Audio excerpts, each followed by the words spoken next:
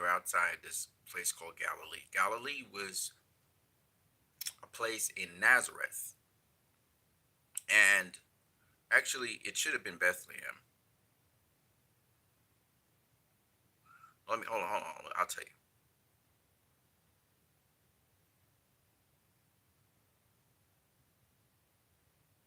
Yes, it's outside of Bethlehem. My bad. So when they talk about these shepherds outside of the village, they're talking about a village called Bethlehem. Notice it's called a village, not a town, not a city. So Bethlehem was a small settlement of people who existed there.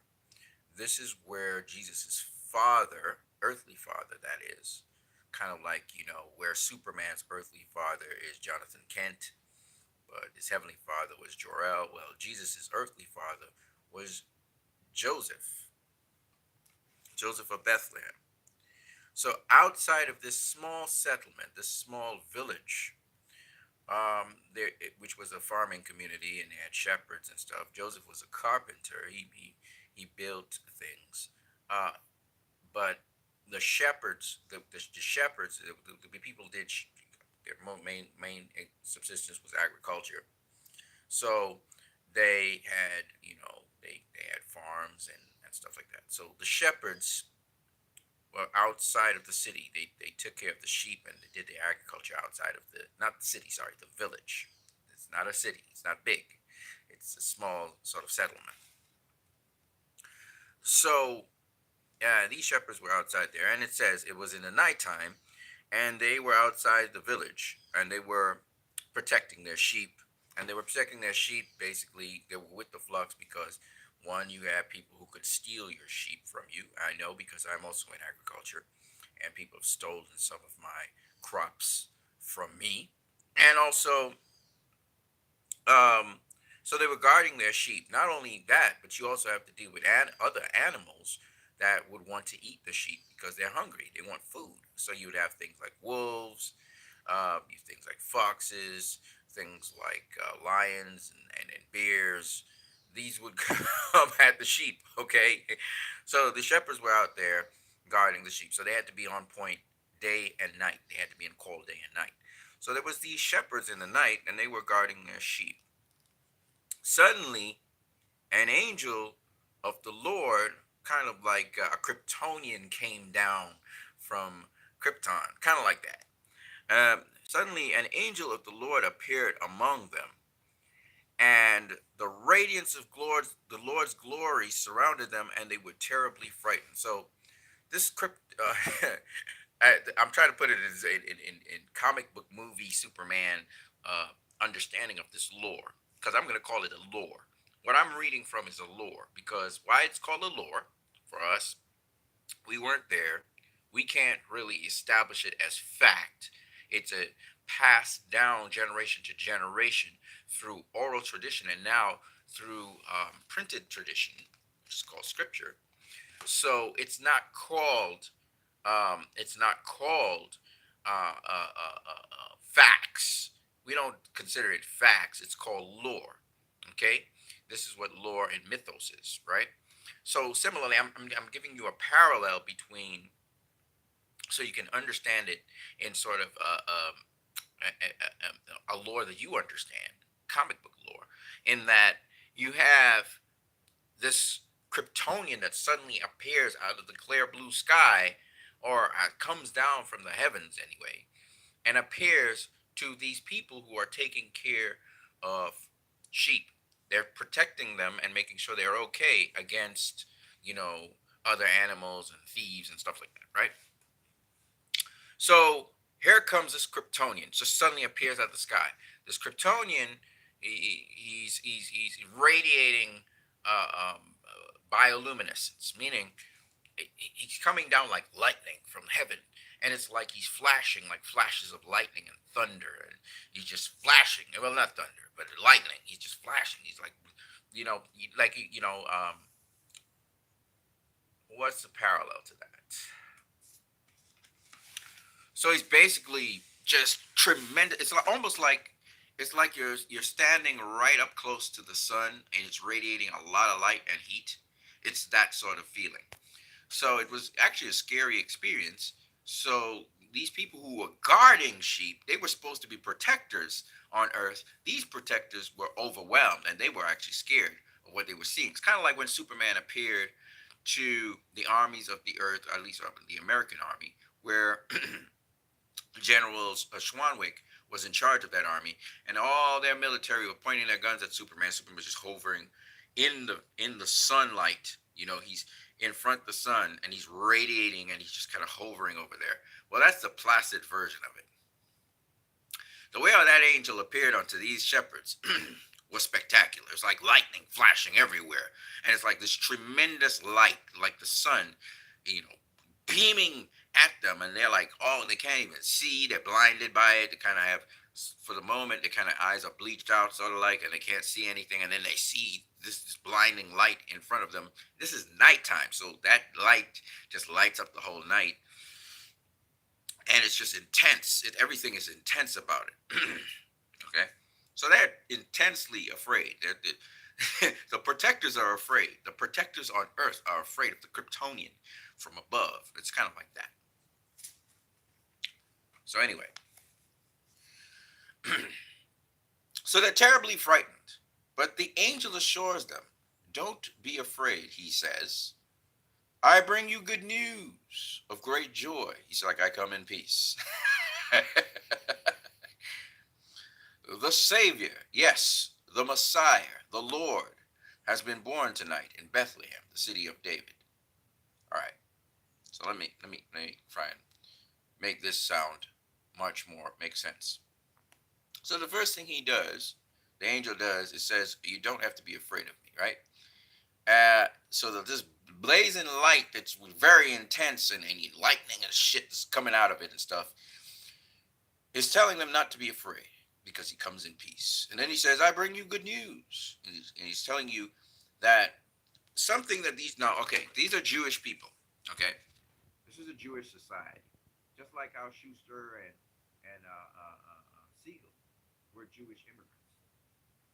And in a way, the story of Superman is their story about how they came to America and how they were accepted or not accepted. And so these people, these shepherds, were Jewish people. All right, they're Jewish people, and the angel that appeared unto them. And let me just say, the story of Jesus Christ is a Jewish story. So if anybody tells you what, the Jewish people, um, they were Schuster and Siegel, they were already talking about Moses. Let's stop the nonsense. Schuster and Siegel knew about Yeshua, aka Jesus Christ, aka Joshua. They knew about it. Okay, so let's stop with that. Let's stop with it. Um,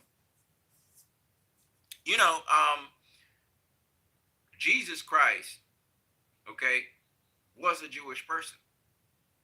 He was born a Jew. So I mean, come on now. So when we do comparisons between the people don't like, for some reason, certain people in Hollywood and certain people in certain spheres do not like the comparison of Jesus to Superman. In fact, they criticize Zack Snyder for that. I don't understand why. I mean, the lore of Superman is closely tied to Jesus Christ. It's just what it is. I don't know why a lot of people are offended by that, particularly Jewish people, because Jesus was a Jew. So what's the problem? Moses was a Jew. Jesus was a Jew. Jesus was considered by some Jews as a Messiah. Not all the Jews agreed with that. Some of them felt he was a great rabbi, etc., whatever.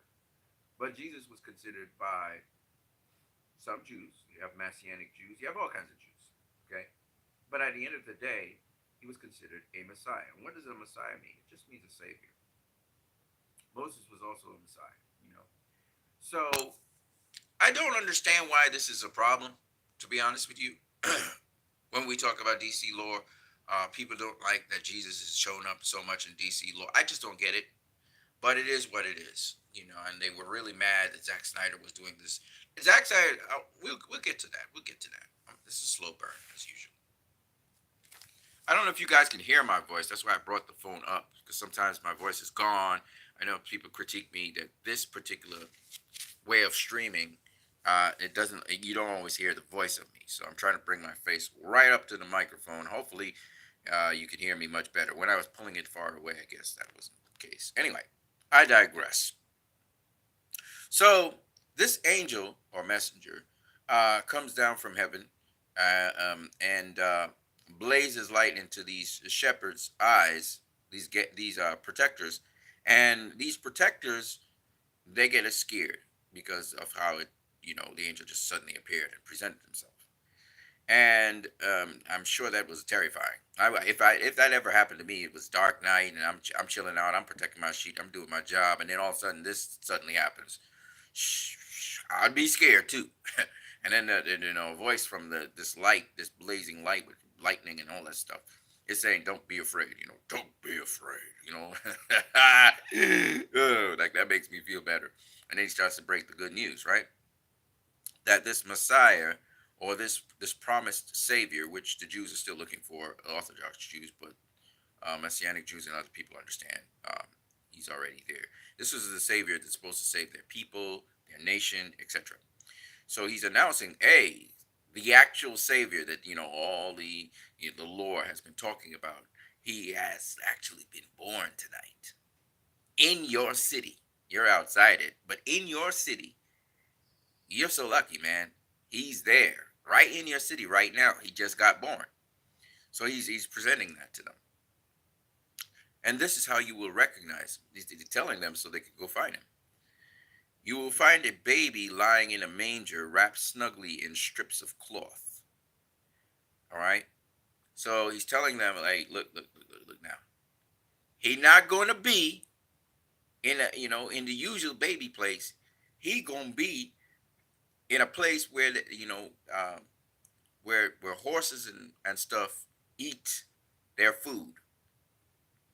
He's gonna be in a manger. Okay, a manger is not a bed. A manger is a place where horses and livestock actually eat their food in a manger. So he's gonna be in that. They're gonna wrap him in some strips of cloth, and that's where you're gonna find him. Now that's not really good information, but then again, we're not in a city. We're in a village. In a village, people can ask around because the village is not very big. Suddenly, the angel was joined by a host of others, the armies of heaven.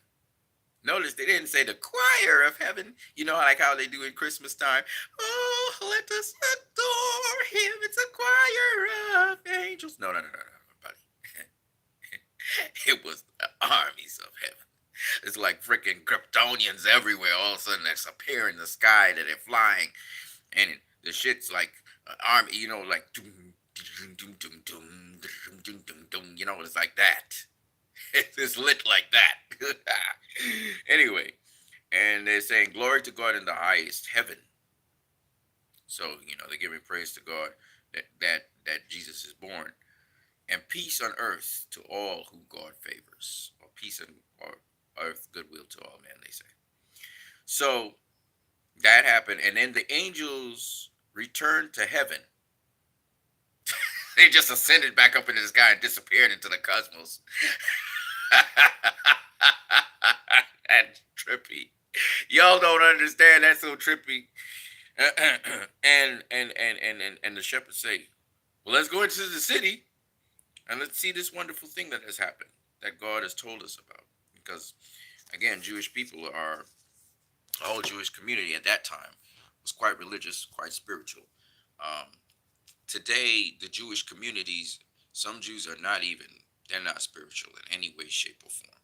Some of them are just business minded. Some of them have moved far away. They know their inheritance, but they're just inheritance by name, by philosophy and ideology. They're no longer Jewish. So anyway, I say this to say that's a hell of a lore. Like if I was to do a movie on that, that would be crazy because it's not. You see, there's a point to what I'm making here. It's not what people generally in the Western world think it is. You understand, right? They don't get that concept. They don't never got it, and I always understood it. Once I got to understand the Bible, this was a terrifying event at first, overwhelming event. All right, and it's like Kryptonians coming down to Earth and telling you, somebody from Krypton is on Earth. Kind of like how General Zod invaded the Earth, except not menacing like General Zod. General Zod, he was kind of scary in how he did it, in the sense that his intentions was to annihilate the world. Whereas this is not about annihilating the world; it's about saving the world. But the ominous, overwhelming power that came down was so intense. You understand? And that's the point behind it. It wasn't some nice little carol and these angels singing and Hammond and shepherds all. No, you, an angel wouldn't come down from heaven, and these are protectors. Remember, an angel wouldn't come down from heaven and scare the living daylights out of people who their job is to protect. You got what I'm saying? So that only happened because the intensity and the power of that angel, you know, and just the way, the visual way of that angel looked and everything was very intense. And then the armies of heaven came down. that's that's pretty intense, okay? And they were all happy, and they were shouting out celebrations. But it's the armies of heaven that came down. You got to understand that. And that must have been a very overwhelming, intense experience that compelled the shepherds that they left their sheep behind them. They stopped protecting their sheep to go inside of the village to find this baby. They forgot what they were doing. They forgot that it was like that. Shoot, I don't need to protect these sheep. These sheep, what I just saw in the sky, that could be handled. I'm going inside the city to see this, and they left their sheep behind, and they went to to to see this thing. Now, like I said before, Zack Snyder is a visual director who brings to life things that do not fit always into popular opinion. This is what I like about it. This is why this director, I do believe that the universe will be restored. They're going to go back to Zack Snyder. Ultimately, in the end, all roads going to lead back to him. I think he's just a very special director, and I'm not worshiping him. I don't hero worship anyone.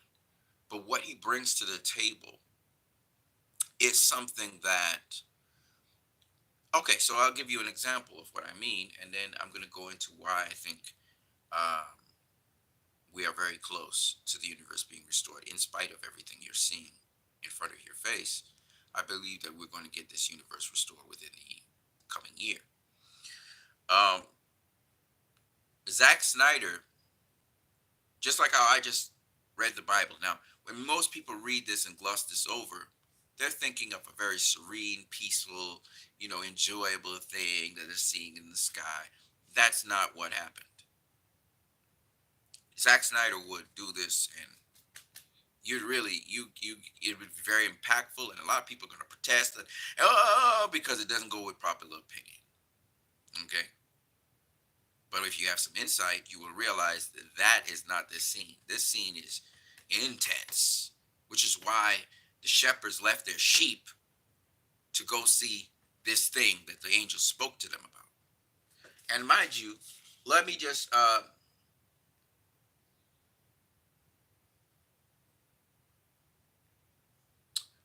yes, this is what it said. When the angels had returned to heaven, right? They went up in the sky and just disappeared.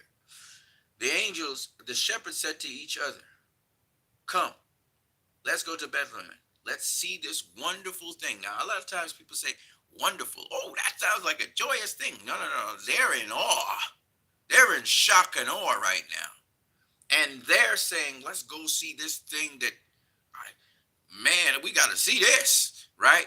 We got to see this. We're compelled to see this." that has happened, which God has told us about. He says God, because the angels, the Lord, he's speaking of the angels as the Lord. You know what I'm saying?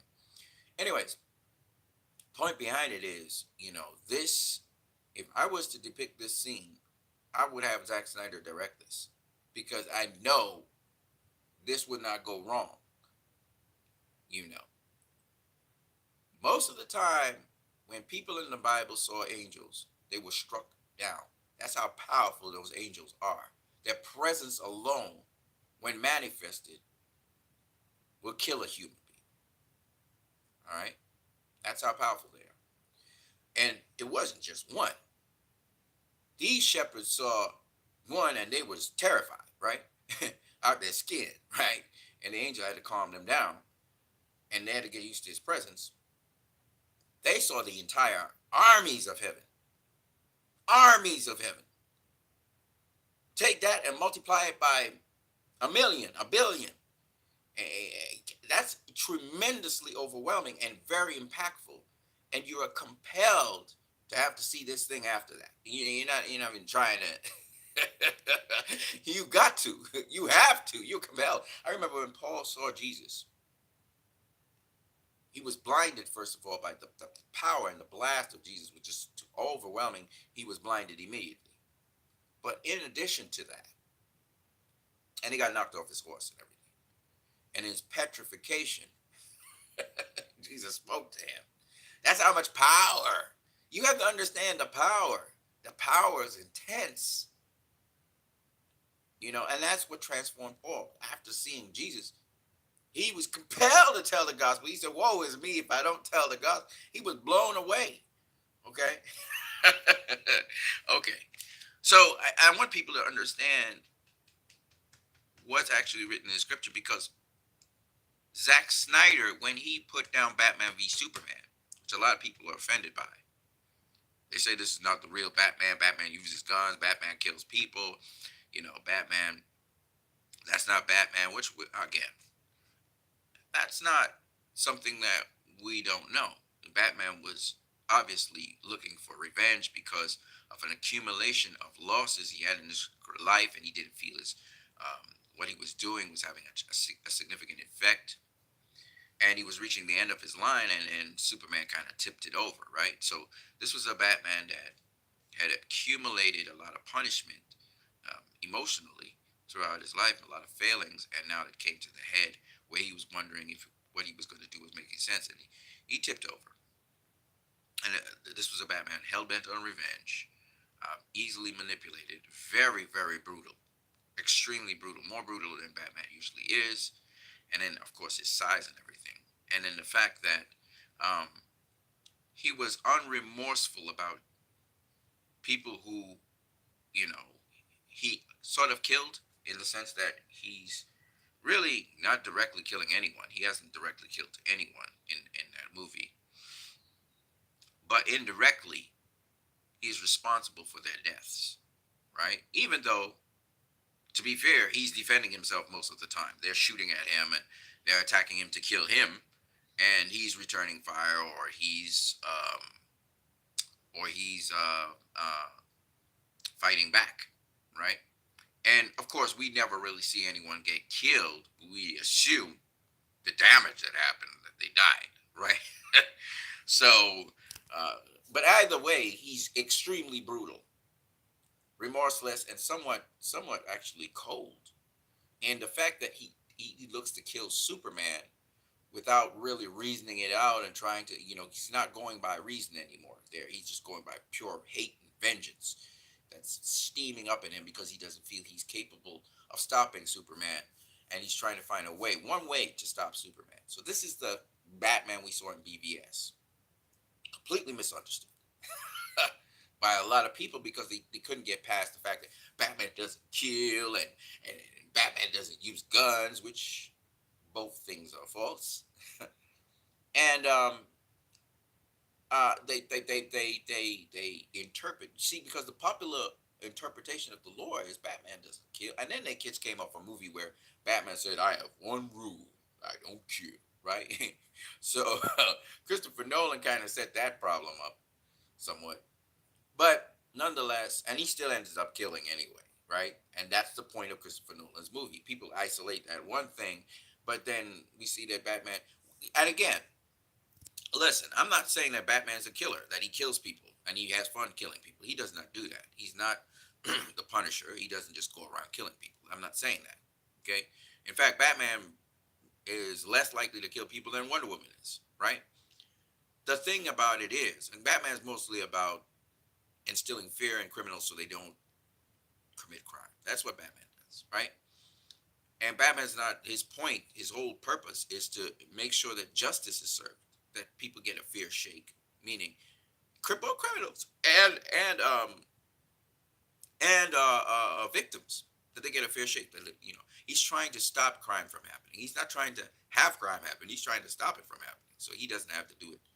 And he's a vigilante. He's not a law enforcer, certified law enforcer. And on top of that, remember, he's the law kind of bends backward for him, but he's not really, the law. If they catch him in the act of doing something, they could put him in prison, right?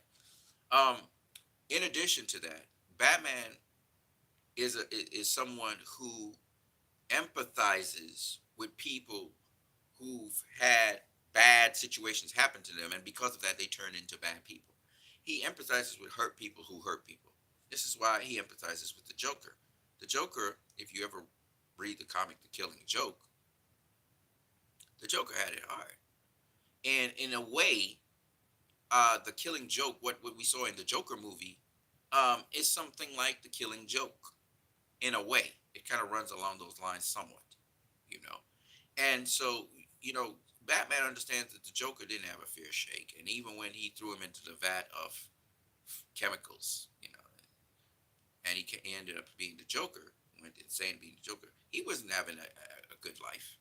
Okay, so he empathizes with the Joker. He empathizes with Harley Quinn. He empathizes with Poison Ivy. He empathizes with these different characters who, sometimes because of him, all right, and his actions, they became what they became.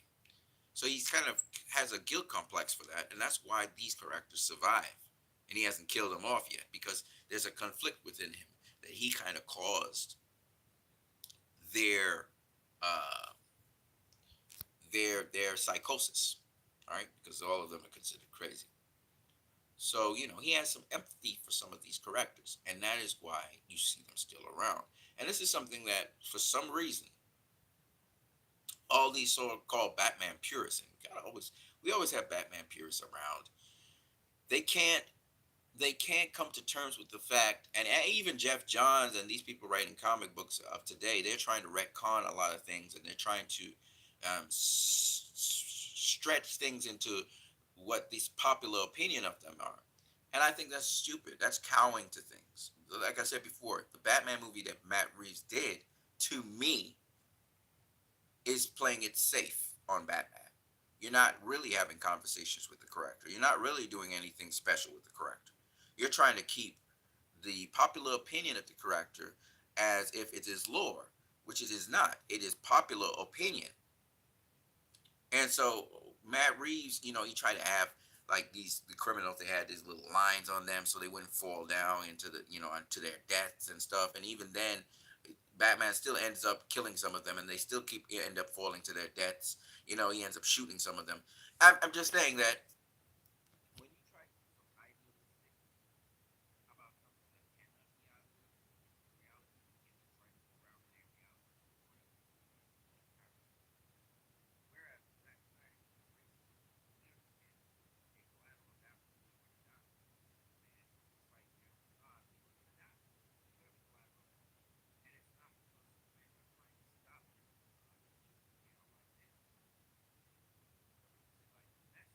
Joker's fault, it's hard to prevent collateral damage. You think in certain situations, how do you protect the feelings of the actors operating in the movie? And show you what a real world scenario would be. And the reaction people reaction immediately really profound because it showed us people's reaction to reality, what would really happen. And to me, that was a very good thing. And again, Zach allowed you to make your own assessment and judgment on his film. He wasn't trying to emotionally manipulate you. He wasn't trying to because there's certain cues a director can do that to have you side with their opinion. No, he's putting the situation out there for you to see, and you form your own opinion. And a lot of people were so glued to a certain format for how Superman was to be, which I found pretty lame to a great degree, because reality doesn't work like that. That when they saw a Superman who was taking action, who was resolute in his stance. He wasn't budging. Superman didn't fluctuate. Once he became Superman, he didn't fluctuate. The moment required for him to step up, he stepped up. He brought his craft to work along with humanity. When Lois Lane told him what Jarrell told her, he stepped up to the plate, and he was there with the military, and they formulated a plan. They agreed with each other, and they stepped to it. Okay? And Superman took a stance. He was going to defend and protect Earth against Zod by all means necessary. He didn't have the experience. Listen, man, you're dealing with a superpowered alien. First of all, the fact that you even found a way to take down Zod's army, which is superior in every single way, shape, and form to you, was impressive. But then, even beyond that, and with the human beings, right? They were able to send all the Kryptonians except for Zod into the Phantom Zone, which was very impressive, because the ship was just in and of itself was just something. And then on top of that, the Kryptonians, when they sent out, when the second in command went, you saw how just dominant she could have taken down that whole entire plane by her own self, right? So the humans were like Superman in a way, because they were outnumbered, outclassed, or just outpowered, and they still managed to complete the mission and send the ship back to the Phantom Zone, because the Kryptonians didn't know that they were going to do that, right? That was you know the advantage they had. But in addition to that,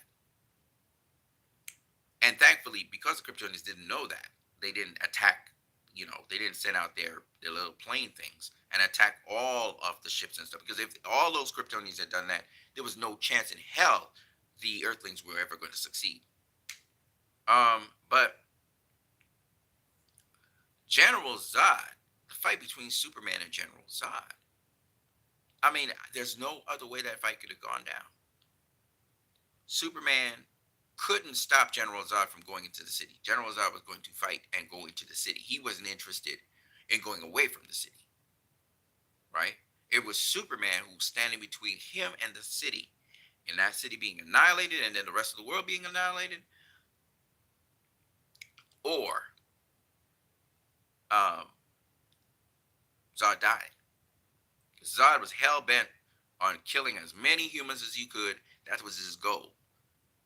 And even when, and even the Zod sent Superman up into the sky, he threw Superman up in the sky into outer space. Superman didn't have control over the situation. He didn't have control over Zod. He couldn't do like Christopher Reeves and just leave the city and abandon the people to Zod's merciless attacks. This is what he was going to do. And this is what a lot of people just don't get. Superman had no choice. The only way was for him to physically knock Zod into outer space like he did Doomsday. The difference between his fight with Doomsday and his fight with Zod is Zod was a Kryptonian like him. I mean, Doomsday was a very powerful Kryptonian himself, but Doomsday had just been born, so he wasn't that smart, you know. And then Superman knew how to attack Doomsday at a point where Doomsday couldn't turn around. With General Zod, who was a military guy, intense experience in military matters, man who just within hours knew how to fly and everything. He knew how to do everything that Superman was doing. As powerful as Superman. People say, Superman, because he had the Codex, he was more powerful Kryptonian than other Kryptonians. I disagree with that. The Codex allowed him to do much more things than other Kryptonians could do. But I didn't see him as more powerful than other Kryptonians. I don't see that, because remember, you're on Earth. They have the extra enhanced abilities, but on Krypton, they would have just been normal people. So I don't see him being stronger or anything than other Kryptonians on Krypton. I just think he would have had the ability to do a lot more things and be able to master those things because he had the genes, and then they will all switch on, which allowed him to master certain things that other Kryptonians wouldn't be able to have done. So he would have been very extremely a genius in almost every single area. but or potential to be that. On Earth, I didn't expect him to be stronger than the other Kryptonians, and it's just that he had mastered his abilities a lot more than the other Kryptonians. He had a lot more experience in mastering his abilities. Zod was just learning this thing in a couple hours, which is amazing how he learned all that really really fast. And because of that, Zod was starting to kick Superman's ass. I mean, he was beating him up, throwing him into outer space, slamming him and throwing him back down to Earth. And fortunately for Superman, they crashed through a building. Every time Zod crashed through a building with Superman, Superman got the upper hand for some reason. I don't know why. But anyway, they crashed through a building. Superman got the upper hand and slammed Zod into the building and was able to lock him up. Okay. If that fight had gone on a little longer, though, I think Zod would have kicked Superman's ass and it would have been over. He'd have killed Superman. All right, but Superman managed to get the upper hand at that moment. Superman had his moments when he was beating up Zod early on, right?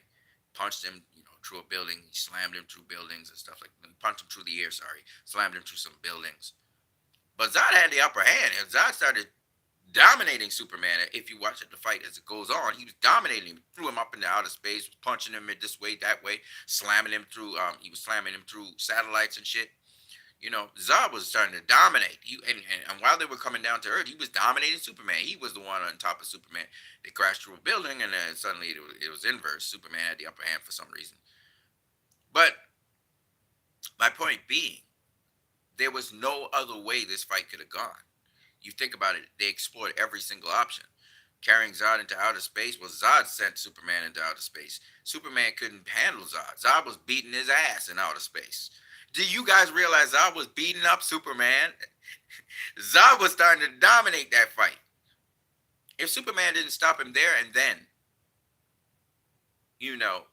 well, he had the upper hand, and Zod was trying to kill humans. He was trying to kill as many humans as he can. And to his credit, he did kill a couple of humans. He killed a couple of humans well. Not just the World Engine killed, but he personally killed a couple of humans. Right? He brought down Wayne Enterprises, killed a couple of humans there. Had Superman smash through some buildings and shit and killed a couple more humans. He was able to throw a oil tanker, Lex Luthor's oil tanker, into a building and blow up some cars. Maybe there were some humans there. So he threw Superman through some buildings. It wasn't Superman killing people because he's going through buildings. It's Zod throwing him through buildings. Like, you guys don't realize Zod was like dominating Superman. He threw him through buildings, threw him up in the sky. He punched him down to earth. Zod was dominating this stuff. Early on, Superman had an upper hand. But after that, Zod was beating his ass. And that's what you guys don't get. This is a skilled soldier fighting a farm boy. That's essentially what you're watching. A farm boy try to fight a soldier. And the farm boy got an upper hand, but he wasn't going to have it for long if he let Zod keep on doing what he's doing. And the soldier was killing people left, right, and center where he could while taking on Superman. He didn't care about the world that was in there. So that's why, like I said before, popular opinion doesn't equate, or somewhat popular opinion, does not equate to the lore and the truth. Now people are starting to appreciate Man of Steel for what it is. Some Marvel fans are actually watching DC stuff and really appreciating them. But you guys are going to be in for a rude awakening when you start to see that Marvel stuff come down. Y'all going to be like, well, this is a Marvel movie, though. Like, what happened to the uniqueness of DC? They're going to ask that question. All right, so that leads me to, now that I talked about Zack Snyder enough, that leads me to the point I'm trying to make, okay? Which is that Restore the Snyderverse is close to happening. And I'm going to tell you exactly why I believe that. One, the type of movies that have been coming out of late have been all movies with jokes and movies which do not necessarily take the heroes very seriously. I mean, Black Adam was taken somewhat seriously, but the world and the way how the dialogue was put together makes for more humor than anything else. When you look at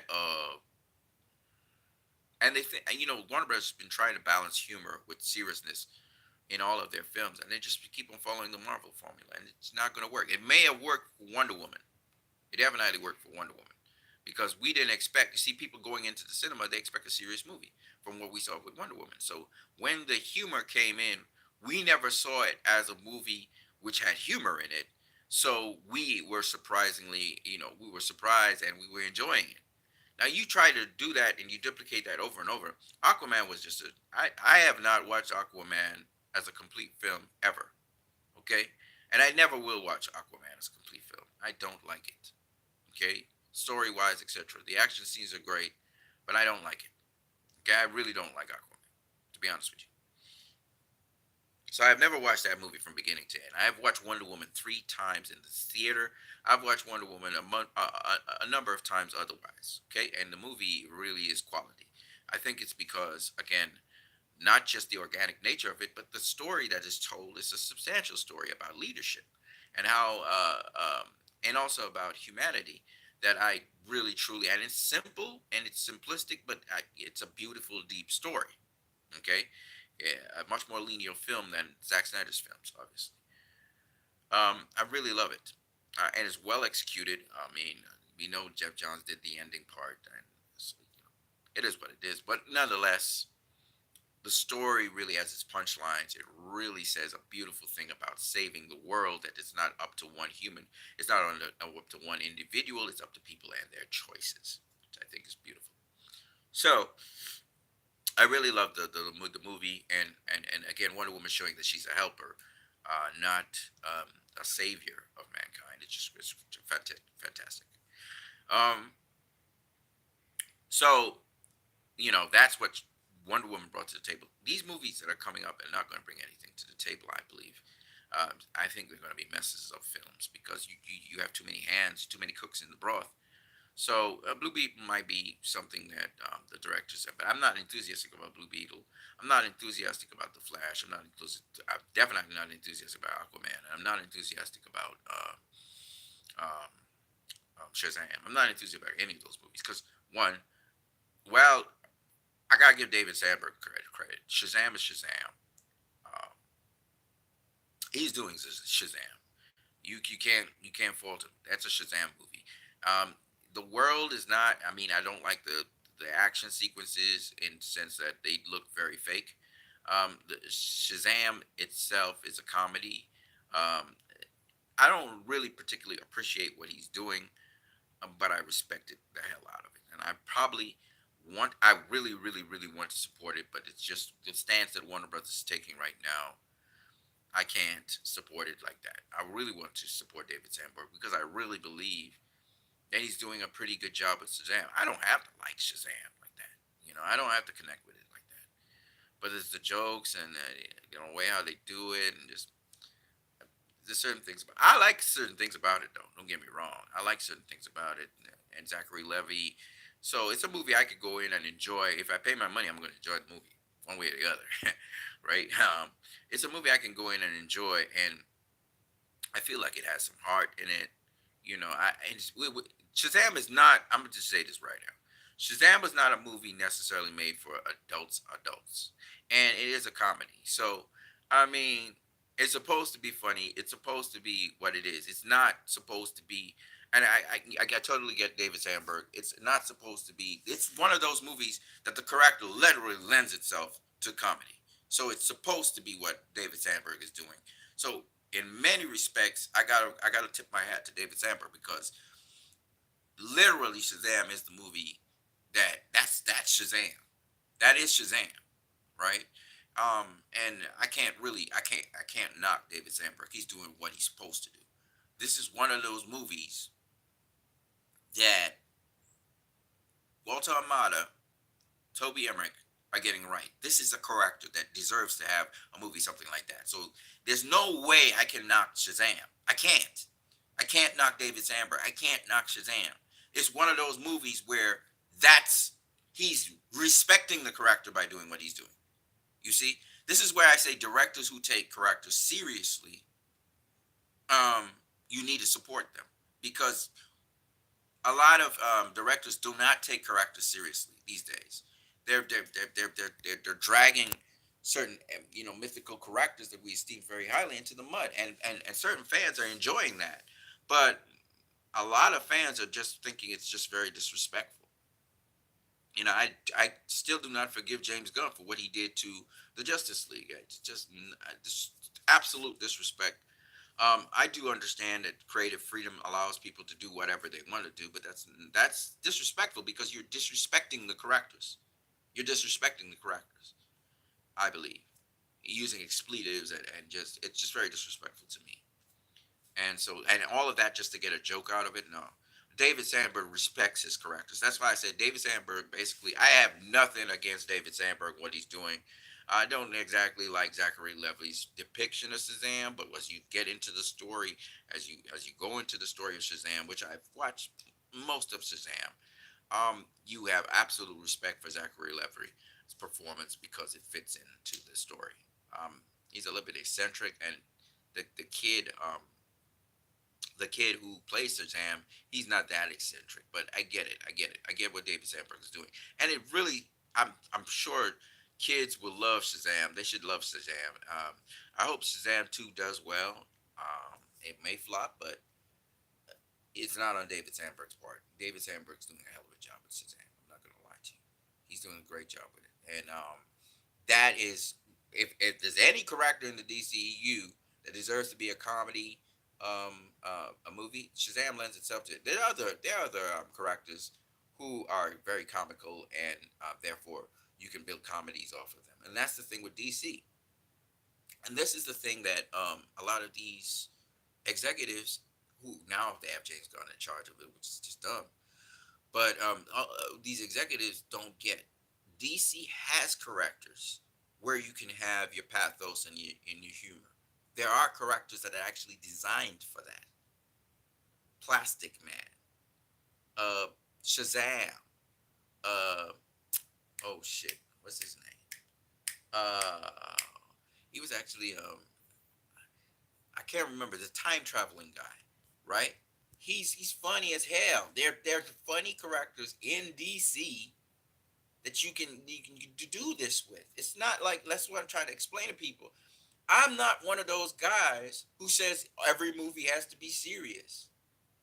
I'm also not one of those guys that thinks you have to have one universe. I'm just saying, please, Warner Brothers Discovery, allow the Snyderverse to do what it do. Allow Zack Snyder's Justice League. Allow Ben Affleck to do his Batman movie, which I'm hearing, well, I don't know. Allow David Ayer to put out his cut of the Suicide Squad. Allow it to happen because you can still run whatever you're doing there. But do understand that both universes can coexist. You could still have the Snyderverse going on, Zach having his fun, or not Zach, maybe other directors following, doing other things along the lines of what they're supposed, what Zack Snyder's vision was. You could have that running parallel, maybe call it an alternate universe or whatever. The point is, and this is, I don't understand why DC doesn't get this, or Warner Brothers Discovery. It's not going to hurt you that the Snyderverse is there, and that people enjoy the Snyderverse because you're going to have your universe anyway, and it's not a competition. Once people get to see the Snyderverse and they're enjoying it, and they know the Snyderverse is not in danger of being deleted, and the people who like CW and they like all of that kind of stuff, and they get to the DCEU, you may find the Snyderverse people supporting the DCU because now DC's all under one umbrella. Everybody likes DC. DC now is something. So there won't be competition because everybody's happy. So you will find more Snyderverse people going to watch the DCU, which is what James Gunn is over, and enjoying that too. You might have overlap where people start to jump between the Snyderverse because now they have options. So they don't have to watch a serious movie all the time, or a movie that takes characters seriously all the time. They could go watch a joke, a parody, a spoof of them. And so you have the variety there. But I don't know, man. I guess these people, they're hell bent on what they're doing. So let them go ahead and do what they do. But you understand, it leads to a negative outcome. And no amount of James Gunn trying to discredit us, we're not going to get quiet. We're going to keep on saying restore the Snyderverse. We know it's a matter of time. If this universe that James Gunn is over, I know they're going to launch their thing in 2024, but Peter Safran has some of these movies under his belt. It's just a walking disaster in terms of the movies that are upcoming. Uh, you have Shazam coming up, and of all the movies coming up, Shazam is probably the only movie which has a strong case for the character that is there, the key character, Fury of the Gods. That is a movie. If that movie ties to Zack Snyder's, um, if that movie ties to Zack Snyder's Justice League, um, that is a tremendous thing because this is what will happen. Once it's tied to Zack Snyder's Justice League, that's my neighbors on the side. If you hear guys hearing it, if that movie ties to Zack Snyder's Justice League, that is a movie I would go out there and support immediately. Okay, I'm sorry. Once I see the Snyder cut in anything, in terms of continuity, I'm going to support it because I am making a statement. Oh, this thing supports the Snyder cut. I'm going to support this movie. So David Sandberg, fight hard, bro, to try and get that Snyder cut in there because I know you support at least the continuity of what Zack Snyder was doing in preference for what uh, the theatrical. So fight hard, and if you can get the Snyder cut, as continuity, we are going to rock hard with you. All of Snyderverse fandom is going to rock so hard with you, brother. Your movie's gonna make bank, ridiculous bank, just because of your stance. So if David Sandberg somehow, some way, and you know what would be cool, David Sandberg? I know this is hard to do, but if you could somehow sneak in there somewhere, restore the Snyderverse inside of that, oh shit, that would be dope. And some meta, one of your meta jokes. I know you finished with the movie already, but maybe put the topping on the edge and put some meta in there. Watch that movie just it might just break $1 billion. As crazy as it sounds, that movie might be extremely successful. And so I know detractors do not um, acknowledge the Snyder Cut fandom for making Aquaman the success that it was.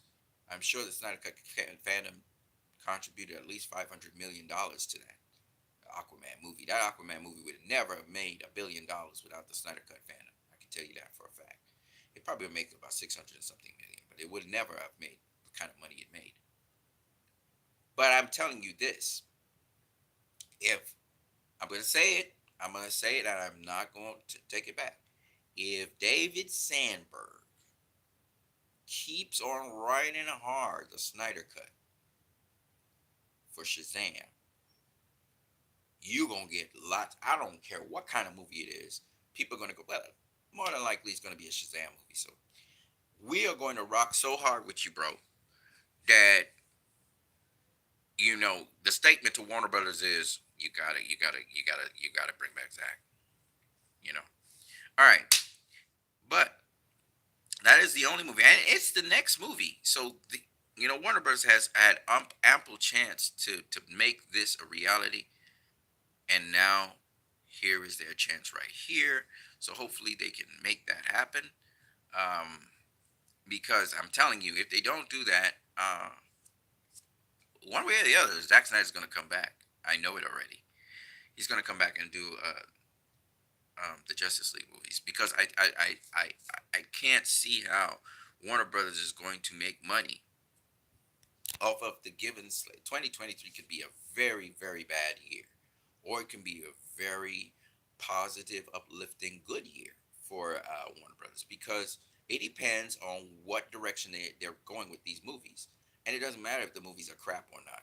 They're going to make bank because once the Snyder Cut fandom realizes, oh, this is the direction you really want to go in. Oh, you really want to go with this? All right. Because Black Adam dropped the ball. Period. will Shazam, will the people in charge of Shazam, not just the director, because the director, I know already David Sandberg wants to go in the direction of the Snyderverse. We all know that. He'd been tying to BVS when people were talking about BVS is terrible, blah blah blah. He tied to BVS. He didn't care. He tied to BVS. So David Sandberg is a pretty fearless director, and I know this director will want to tie into Zack Snyder's Justice League even more than he tied into BVS. Okay, so that is powerful, and I just hope that he is allowed to do what he wants to do. I don't care if he makes fun of Zack Snyder. Just I don't care what he does because Shazam is a crazy character, right? But I know he won't do that. He'll have reverence for it. I've seen him have reverence for BVS, and I know he will have reverence for also Zack Snyder's Justice League. And I'm telling you, man, David Sandberg, man, you know, you gotta give him his props. And if he could retcon, if he could retcon the ending of Shazam, he bring Black Suit Superman. Which reminds me, I'm gonna actually retcon it for him. I'm gonna do a edit at the end of Shazam with Black Suit Superman coming in there, just because. And it'll be so glorious. I guarantee you guys it's gonna be glorious. But yeah. Oh, I just thought about that. Yeah, that'd be cool. I think I can do that. Yeah. So anyway, um, I just wanted to say that because I think that it's beautiful to um to to support what is happening. But I do know the end game. It's very very tight for Warner Bros. Right now. They not gaining money on their films. They're losing money on their films, and so as a result of that, they have a contingency plan for 2023, which I think is Joker. Joker is coming out in 2023, I believe. So this Joker sequel, at least I believe, is coming out. That will make them some money. But they have putting out a whole set of movies which come from the previous regime, which nobody's really hot on. Now, some people are saying they're very hot for the Flash film. Those guys are the thirsty DC fans. They're just thirsty for anything DC. Okay, they're gonna be there. They were there for Green Lantern. They were there for whatever. They're gonna put their contribution in. But if the general audience doesn't like it because it's a mess, if the Snyder fans don't like it because it's a mess, it's not gonna make bank. It's just what it is. You have to have all of DC fandom, and that excitement will translate to the general audience, and it'll also translate to the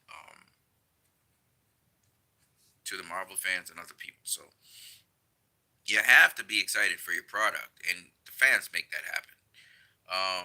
The Flash movie is not very exciting, and then all the production woes. I can't see this movie's gonna be a mess. I think it's gonna be a mess. The only thing I will say though is if the Flash, I think Shazam is gonna maybe. It depends. If they let David Sandberg, um, I'm not gonna think too much into it. So the Flash movie's a mess. They also seem to be doing reshoots with Aquaman, and they also seem to be doing. They seem to be doing. Well, Blue Beetle is the only movie I've heard doesn't have production woes. It's going to be what it's going to be. Blue Beetle's going to be what it's going to be, and I think it's a standalone, so it should be its own thing. Um, and Blue Beetle's Blue Beetle's Blue Beetle's a character out there. He's not a major character, but expanding the universe. They're expanding it out. So Blue Beetle, good luck to Blue Beetle. I don't know what Blue Beetle film would look like. The tone of it, I'm not going to try to find out. I guess the trailers will tell me everything I need to know about it. So good luck with Blue Beetle. But honestly speaking, uh, if they keep the course that they have been on, they're going to flop. Every single movie's just going to flop, and nobody's going to be interested in DC. Um, you know, and that'd be sad. So, but if it has to go through that process, and they just get straight flops the whole year, and only Joker bails them out if Joker does do well, because the DC brand is in the toilet right now. If that happens, then that opens the door for Zack Snyder. But they're gonna say, well, James Gunn and Peter Safran's vision didn't really come true.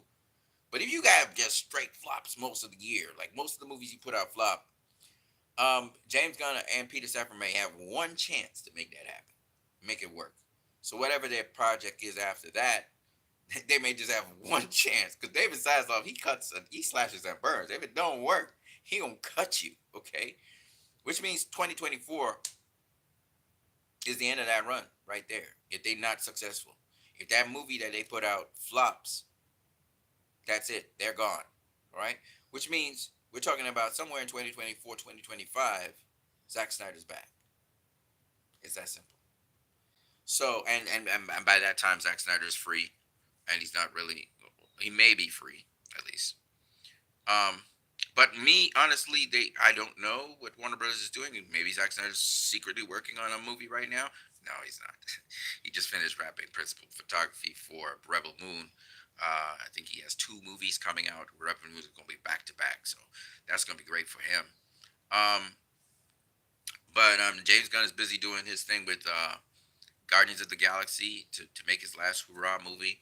I did enjoy Guardians of the Galaxy too.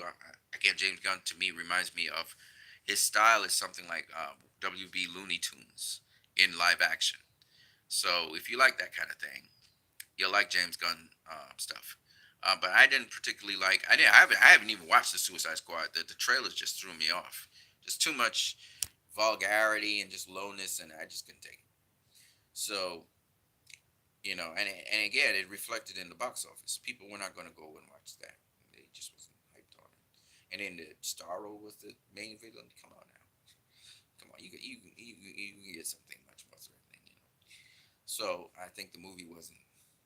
It didn't vibe with a lot of people. I think people said, "Oh, I won't go to see it in the cinema, but of course I will watch it on DVD or on HBO Max." So that it was done on DVD, and it still didn't sell that much. It did. Zack Snyder's Justice League, which had no theatrical run whatsoever, sold more, and it's a 4-hour film, an old film, sold more than James Gunn's The Suicide Squad, and that says volumes about it.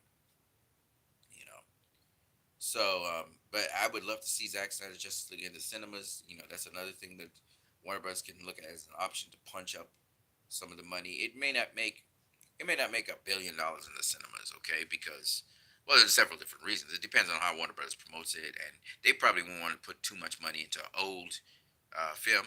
But then again, they may, because if you look at what happened with Avatar in the cinemas, so if it makes like a whatever it makes. That would just be good for the fans, to be honest with you. And then you have the Suicide Squad, Air Suicide Squad cut put in the theaters. But you might be shocked. These movies might do so well because, again, they're not doing a lot of content where directors are taking the characters seriously. So they're one of the reasons why the Batman, which is a it's an all right movie. It's good. It's good. It's a good movie. It's not great, but it's good. Why the Batman did so well is because one, the purists were satisfied with it. Hey, he didn't. He did kill people, but he didn't really use guns in this movie. Not in his car, nothing. So he kind of was like the classical purist perception of Batman. And on top of that, it was a good little thriller movie. And it had suspense and it had edginess, and it felt edgy too, and everything. So they really appreciated that, and people went to the cinema and saw that, and it made $700 and something million. That's really good, especially in the climate where the Warner Bros. Movies were just flopping after flopping, and this movie just stood up and said, "Nope, I ain't flopping, bro." And they would say, "Well, it's Batman." No, no, no, no, no. It's not just Batman because Batman and Robin flopped. Okay, so it's not just Batman. It's Matt Reeves made that happen. Okay, and the story was good. Um, so the Batman did well. You look at the movies that did well with Warner Brothers, they were generally movies where the directors took their characters seriously. All of them. Now, James Wan is an exception to the rule, but the reason Aquaman did so well, I would say again, is because Snyder Cut fans decided we're going to support it. I didn't support it, but they went and supported it. It was a lump of shit, and they know that now. They keep on in retrospect saying, "Oh, it's a lump of shit, blah, blah, blah. And it was marvelized, blah blah." Yeah, well, too late, bud. You could have made it flop, but that was never going to happen because Jason Momoa was so strong on the Snyder Cut happening. It happened. Were there some badass scenes in the movie, by the way? Absolutely. Okay. I'm not saying that the movie. Okay, let me put it this way. It was a blockbuster. It was a blockbuster. It was kind of like Fast Nine, Fast and Furious Nine. It was a blockbuster. All right, James Wan made it into a blockbuster. It wasn't a comic book movie. It was a blockbuster, and I think that's where James Wan did well. And so it did well. I mean, the Chinese loved it. But they loved James Wan, period. And then on top of that, the Snyder Cut fandom was there. You couldn't go wrong. That movie killed it. And and and strangely, the critics they liked it too. So this is where Wonder was like, "It's a win, win, win. Let's try and do that again." So they tried to get that, and they just failed over and over again because that was a unique situation where Jason Momoa was. It would have made about 600 and something $1 million. Otherwise, maybe 700 something $1 million. It won't make it more than that. But because we rocked so hard behind the movie, it made. I mean, it made bank. It made bank, and good for it. You know what I'm saying? But Warner Bros. Hasn't been having those kinds of wins. They were expecting those kinds of wins because Marvel has that. But Marvel is different, y'all. Marvel set the foundation. They put their see. This is the thing that Warner Bros. Doesn't understand. All right, I'm not saying that you can't create a universe and get it running within 2-3 films, right? Which is what Zach did. The problem with Warner Bros. Is in their desire to try and make money and to rush this process, they did not understand that it takes time still. It's going to take time. So the movies needed to be longer. They were only thinking about turnover and stuff with Suchiara and these guys. So BVS, they chopped BVS up. Now, no, don't get me wrong. Zach was the one that edited and chopped it down to the runtime that it got. And while I appreciated it 100%, you got to understand this is the genre you're in. You're in the superhero genre. People don't think the same way. They don't think of a superhero movie, for example, as a film noir or as a crime drama or as a crime thriller. No, they're thinking superheroes, and they're thinking kicking superhero versus superhero. Okay, great. This is going to be a good kick up movie, right? And they sold it like that. And so Warner Brothers was wrong in cutting the runtime. I to this day, the theatrical cut to me was phenomenal. It impressed me. I went and saw that movie 10 times in the cinema. I saw it on IMAX. I saw it everywhere I could see it because Zach's stuff just really appeals to me. Okay, when I saw Man of Steel, I couldn't understand what the critics were talking about. I just couldn't, and I was somebody. But then again, I'm not somebody who goes in the cinema for just about any and everything. You got to move me, and the trailers did it for me. When I've said this over and over again. When Kal-El said to Louis Lane, "It's not an S. On my planet, it means hope." That stuff messed with me. Okay, to this day, I'll tell you that's the thing that was the turning point. I was like that Superman movie because I remember Bryan Singer's attempt. I remember umpteen attempts at trying to get Christopher Reeve to work without Richard Donner, and they just couldn't get it to work. Because Richard Donner had a special style that brought in the magic of the thing. He made it magical. And that's what allowed us to believe that Superman could do anything. Even when I go and watch Superman 1978, now that I've matured a lot more from my naivety. Before I used to not respect Superman 1978. Now when I go back and watch it, I watch it as really a film classic and one of the great works of Hollywood art. Because what Richard Donner pulled off in that movie, I'm not going to lie to you guys, very few directors can pull off. Okay? He's a special director, and he's dead now.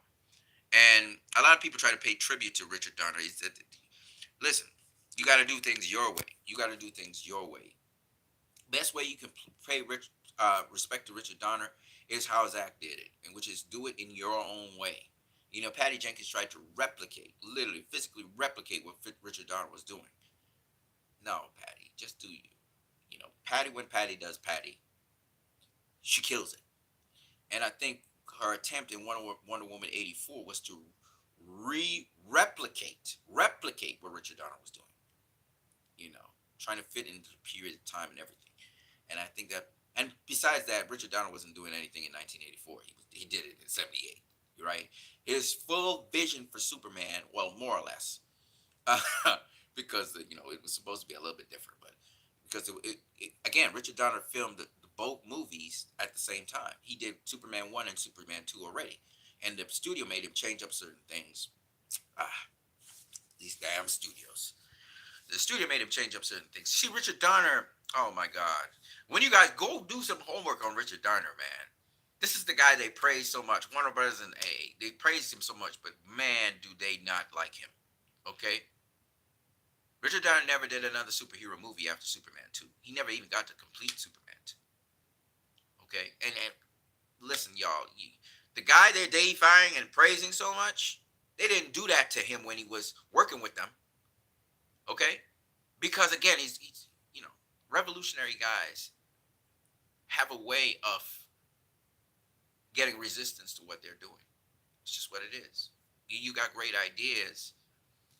I'm so glad that Zach's at Netflix. I really wish Netflix was running DC right now. I can't lie to you. I wish Netflix was running DC because then we get to see Zach's visions come out. But again, like I said before, there are many different ways that this can go, and we already see that Warner Brothers they're leasing some of the DC characters to Amazon. We see that I think Netflix had the Sandman or something, the distribution. So what I'm saying is that maybe these DC characters will be leased out, and that might allow Zach to be able to do what he needs to do somewhere else. You just never know how this is going to work out. But ultimately, in the end, I think that Zack Snyder is going to make um, those other two movies that he wants to make with Justice League. He's gonna come around to doing it. Just like how he's almost getting everything he wishes to do in Hollywood right now, which is strange because he's an outsider. He's not really a Hollywood guy, but he's getting to do things that he probably wouldn't have gotten to do in Hollywood. I think Christopher Nolan's principally, I think he's key in how Zach is able to do certain things. I think Nolan's kind of helping him and shepherding him, and because both of them are friends and so on, I think that that helps a lot. And now look what they're doing with Nolan. And again, Nolan was another independent filmmaker who phenomenal ideas. This man always comes out with something phenomenal, right? So, those two creative people, they're just great. They're just great for Hollywood and entertainment in general. These guys, and again, I'm not going to throw Patty Jenkins under the bus. She's a special. We have some special people out here who are doing some special things. I'm not going to lie to you. As a creator myself and someone who's very creative, I absolutely 100% respect them. And by the way, I do respect James Gunn as well. Don't get me wrong. James Gunn is phenomenal what he did with the Guardians of the Galaxy franchise. Y'all can say he failed in this and failed in that or whatever. I don't care. The man is phenomenal. All right. And what he did with Marvel, how he brought out what Marvel really is at its core. I think the qualities of the Marvel universe, he brought it out in such a beautiful way that, man, the man is a genius. Okay. Say what you want about his past, say what you want about him. I'm just looking at him directly as a director and an accumulation of experience. And by the way, let me just say this about James Gunn and David Ayer. These guys didn't come from a background you guys think they came from. He wasn't a squeaky clean guy all his career. Okay? They have skeletons in their closet. And even David Ayer said that. All right? But David Ayer made it out of his situation, and James Gunn made it out of his situation. They overcame, y'all. And I gotta say this because, when I look at James Gunn, I look at David Ayer, y'all see them as directors and things. You don't understand their life story. David Ayer talked about his life story. He wasn't supposed to even be doing making movies, right? He was supposed to be either gunned down and dead, or he was supposed to be in prison. Same goes for James Gunn. Y'all would have called him dirty white trash from where he came from. And these guys persevered and made it to where they made it to. So I just wanted to say that. And a lot of these guys, also even some of the executives that you see, they didn't come from middle class, upper middle class homes. They wasn't wealthy all their lives. They grind and they worked hard to get where they are. So I just wanted to say that as a human being, looking at other human beings, to say that, don't always, I see some people, they straight hating James Gunn and they call him pedo and all kinds of stuff. And you got to understand, man, you calling the dude a pedo, but you going and watching online porn and shit. They're human beings just like you. And we need to take a breath. We need to take a step back and say, what are we really doing? What are we really judging? Are we judging this guy based on his directorial skills? Or are we basing him on other things that have to do with his life? I'm just saying, if you're looking, because a lot of Hollywood, not just the pedo thing, they a lot of these people are flawed badly, and the reason they even got into acting is because they're able to explore themselves and learn more about themselves and grow as people, right? It wasn't just about the Academy Award and your colleagues accepting you and recognizing you. That's the ultimate. That's why it's called the Academy Award. And the Oscars, by the way, the Oscars is a black person, by the way. Oscar was a black person. I don't know if you guys even know that. The highest award, the highest achievement is a black person. I just thought it was ironical. But that award is given as the Academy of Actors and producers and people in the business awarding you that award because they feel that your work is worthy of such. That's all the Academy Awards are. Golden Globe Awards and all of that. It's a form of advertising for advertisers and sponsors. But at the end of the day, that's what it is. So anyway, my point being, these are not people, they're just like you and me in that respect. We make mistakes. I have skeletons in my closet. I don't talk to you guys about it. Sometimes I do. But I have skeletons in my closet too. So when you quick to point a finger at people, just remember we're part of the human race. And I'm not saying that what he may have or may not have had done is right and you should endorse it. I'm not saying that at all. And if he is convicted of something like that, or if the Hollywood exposes him for that, as happened with Joss Whedon and so many other people, then due process and due justice must be carried out, of course. But what I'm saying is you have to be able to separate what the man has done as a director. It doesn't. It's like Bill Cosby. People talk about this, and he was in prison for this. But does that take away from his body of work? No. You have to judge his body of work as his body of work. It's good to know the background story behind it, and that what he's doing in his body of work, this is what he was doing in his life. But at the same time, you can't take away from the messages and the stuff that was put down. It's still wholesome stuff. It's still good stuff. The person who may be doing it's like a preacher in a church. That preacher may not be living the life that he's speaking on the pulpit. But just because now he's discovered, Jimmy Swaggart and all the guys who got caught with all kinds of crazy stuff, okay? All kinds of crazy stuff. Guy molesting young boys and all priests are molesting young boys. But what they said though, what they said at the pulpit was not false because they fell. You get it? I do a lot of broadcasts on here. Sometimes I curse and swear, sometimes I don't. I'm not supposed to do that, right? But you guys still listen to me anyway, right? You guys listen to me. Sorry about that. I guess my volume's down. I just pulled the phone away. You guys still listen to me anyway. Why? Because I'm real. You know that. Okay, I'm struggling as a person with certain things in my life too. All of us do, right? So what I'm saying is, I see people going on, or James Bond's a pedo. That's cool. Maybe he is. Maybe he isn't. I'm not making that not a minor issue. But if you're going to judge him as somebody who's leading DC, if you're going to judge him as someone who has something to bring to the table to DC, then you need to separate that from what it is he's doing, his job. Separate that from his job. I understand he could be representative of pedo people or whatever. I get that. But what is he there to do? He's there to make sure that the DC brand can bring back value and it's respected. That's what he's there for. Okay? And that the movies come out that are better quality movies, right? So if you're gonna judge him on that, then look at his career, look at what he does, what he's good at doing, what he's shown himself to be good at doing, and use that to speak and critique him. Like, you must stay focused on what it is really that's important in this equation.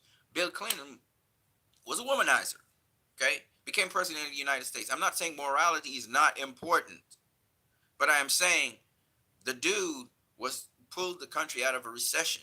He was able to do certain things. He was able to contribute. People still love him to this day, even though he did some atrocious things. Period. Okay, people still love him to this day because he was able to bounce back the economy from George Bush's era. He was able to allow people opportunities, jobs, and work. Okay, so yes, this person may have a tremendous flaw, and maybe and definitely they need to be held accountable for it by justice. And if you can get them in prison, you get them in prison. But in the meantime, you have to focus on what it is they're there to do. They're there to do, right? So I'm not saying that that keeps him, he's immune from the law because of that. No, I'm not saying that at all. But if you can't convict him right now because you don't really have substantial stuff, then you have to look at what it is he's doing, and is it a benefit? So this is the point I'm trying to make with James Gunn. So I do not take away from this man that he is a brilliant director. I'm saying it again. He's a brilliant director. But I do not enjoy. I did not enjoy. I didn't watch most of it anyway. I did not enjoy his The Suicide Squad, and people saying that that is a superior film to the Studio Squad. I disagree with that as well. Okay, I disagree with it. And he had all the resources and everything to bring that film to the. And so far, I'm just saying he's unproven when it comes to DC properties. Now, some people they love Peacemaker. But most of the people who are saying they love Peacemaker are people who like CW films. They're people who like Marvel films. They're people who like a platitude of DC stuff anyway. They're gonna speak well of it. Well of it. All right. So is this the people who move the needle? Is this the people who um, will make DC successful in terms of add more bucks to it in the theaters? No. You see what I'm saying? And that's the problem. So I wish James Gunn the best in everything he does. I probably will be watching none of the stuff and none of the content that he's overseeing. Maybe I may. It depends on how the decision making process that he proceeds forward with. What I'm seeing so far is nothing I particularly enjoy or like or I'm excited about. So that's why I come to the conclusion if the majority of DC fans are Snyder fans, I can't see those things succeeding. You know, only way is if they throw us a bone, like they say, restore the Snyderverse or something like that, and they actually start to do the alternative. I can see that working because one, you see, more is better sometimes than less in the sense that having options, having an option to watch the Snyderverse or the DCU as they call it now, really immediately takes away, in my opinion, it takes away that antagonism. Yes, people are still going to compare the two, and they're going to rival the two, like just like how they do with the CW, what they used to do with the CW and with the DCEU.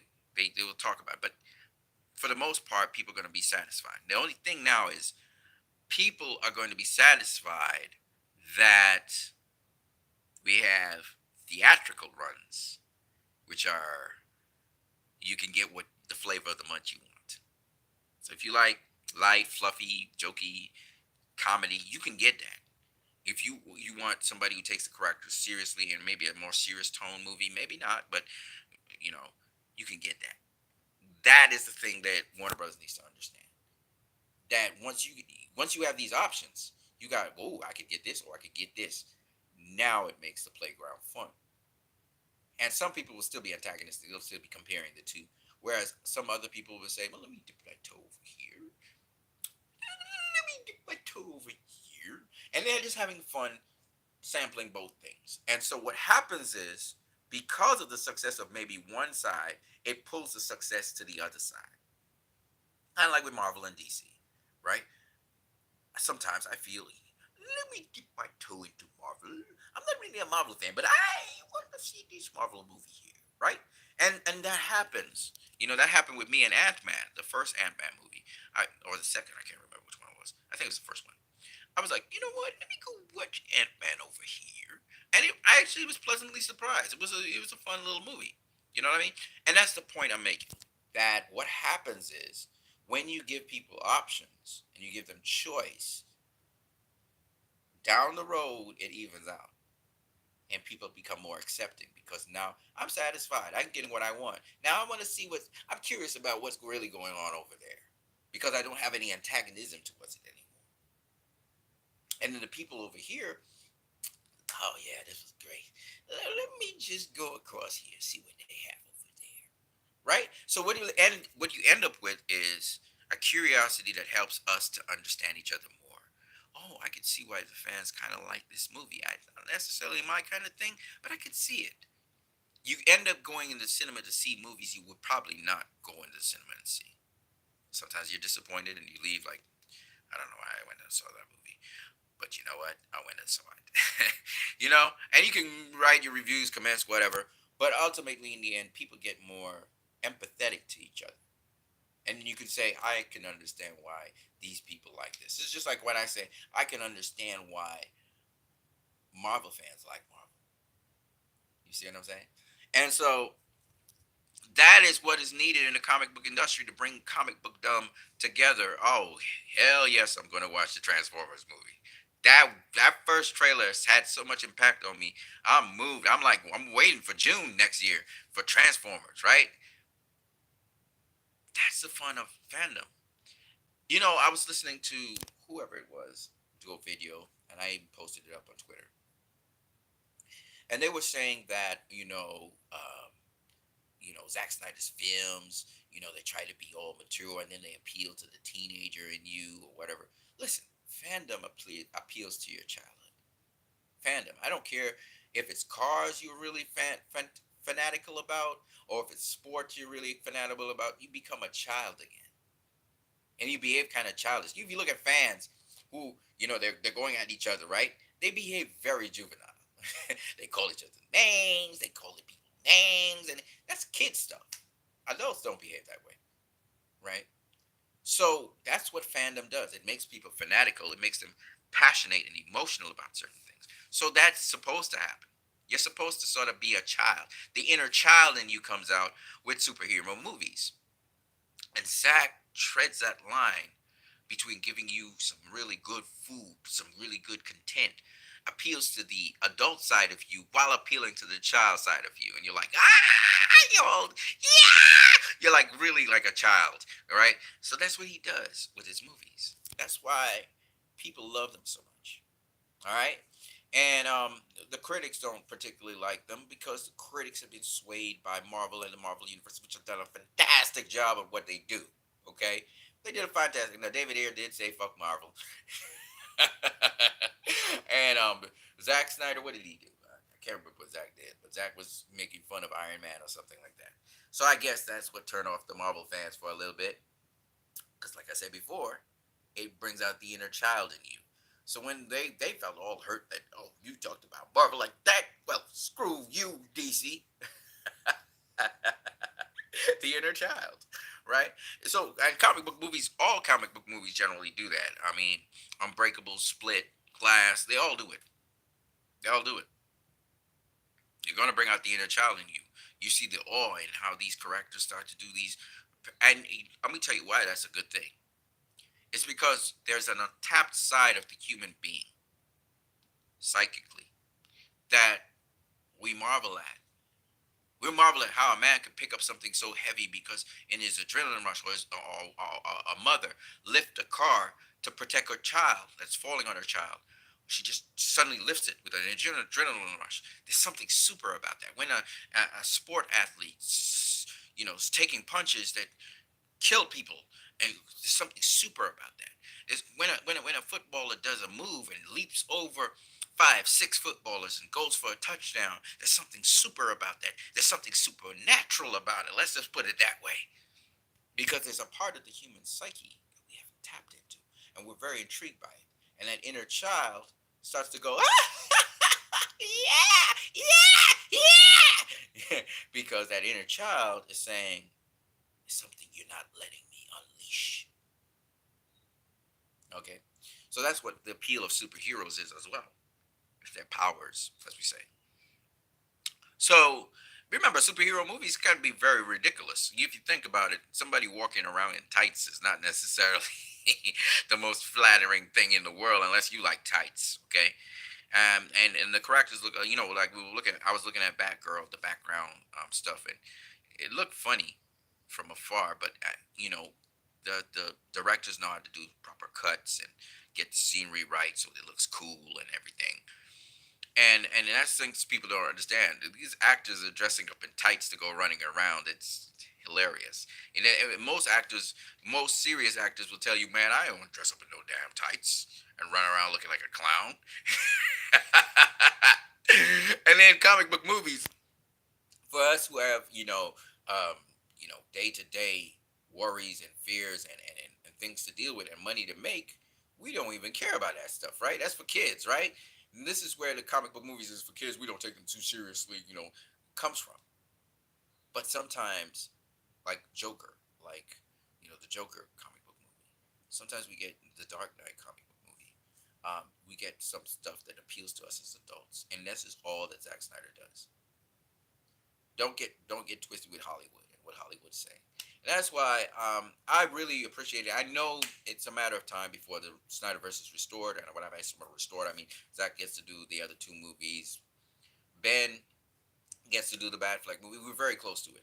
We're very close to it because Warner Bros. Cannot keep this up. You can't keep up flopping movies flopping at the box office. They can't.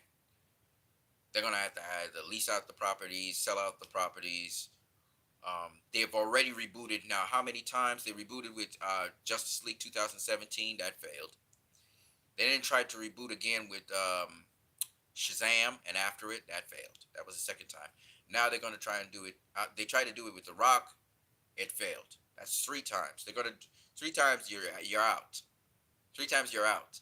So they're going to try and do it with James Gunn and Peter Safran a fourth time. This is the fourth time they're going to try and reboot. And they're not realizing rebooting doesn't solve the problem. It's the way how you present your content. And it was working with Zach and his leadership, and you guys changed it up. So Zach kind of introduced the universe and then had the kind of tonality for what the universe was going to be. Patty Jenkins was playing in that playground, and so she was very successful. David Ayer was playing in that playground, and that's why Suicide Squad was so successful, even though it was a lump of crap. Um, and then Aquaman was not really playing in that playground, but it's part of the Snyderverse because that's James Wan's vision. So what it showed was the Snyderverse could be flexible, which is cool, you know. So that's the only thing that was working. After that, you had Shazam, who had minimal success in the sense that that movie should have made a lot more money than it did, but it made money. So kudos to Shazam on that, and I hope David Sandberg is successful in his run with Shazam 2, Fury of the Gods.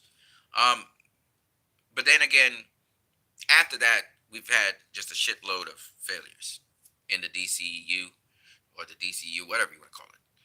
And so there's a shitload of failures, and we have not come out of that failure. And I'm telling you, doubling down on doubling down on what made you fail is just going to make you fail more. Okay, and trying to make excuses for the failure is not going to help the situation. So that's why I said inadvertently they're going to bring back Zach. Or not bring back Zach. Zach's going to get his hands on the property and he's going to do what he's going to do. He just has to sit back and wait. And it's just going to happen. And we are just going to keep opinion. David Sandberg supported Batman v Superman. He literally, acknowledged that. David Sandberg, if he's doing a continuity from Zack Snyder's Justice League in any way, shape, or form, I am absolutely going to support that movie. Absolutely, absolutely going to support that movie.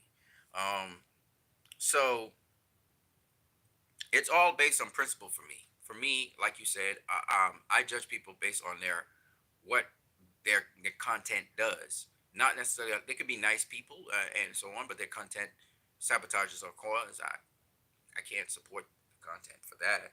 And then of course, taking the political point of view out of it, maybe they have good movies. I prefer to judge a movie based on what it is saying. I'm not judging the movie based on the actors. I'm not judging the movie based on the director. None of that. I'm judging the movie based on what it's saying. And if the movie is telling me, "Hey, we accept the Snyder Cut as canon," shoot, then I'm with that movie. You know what I mean? I'm with that movie to the end because that helps my cause. I'm just saying. But I don't know if David Sandberg would get that opportunity to express it like that. I wish he would, but if not, well, it is what it is.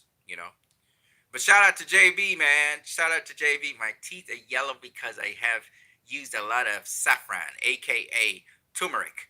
So there's turmeric all up on my teeth, and my teeth look yellow, which is crazy. Anyway, right. So I just wanted to wrap this up and shut this down. Shout out to JB. JB be watching my stuff day and night. What? Shout out to you, JB. I really appreciate the feedback. Actually, some of the things you said also, JB, is really cool because I understand where your stand is coming from with these actors or with these people and what they say, because everything you say in the public forum is something that you hold people accountable for. So I get why you're saying that. Zachary Levy said, and then the Snyder Cut will never come out, and he made fun of people who supported the Snyder Cut. So I get why you were offended by that. But remember, we're just fans.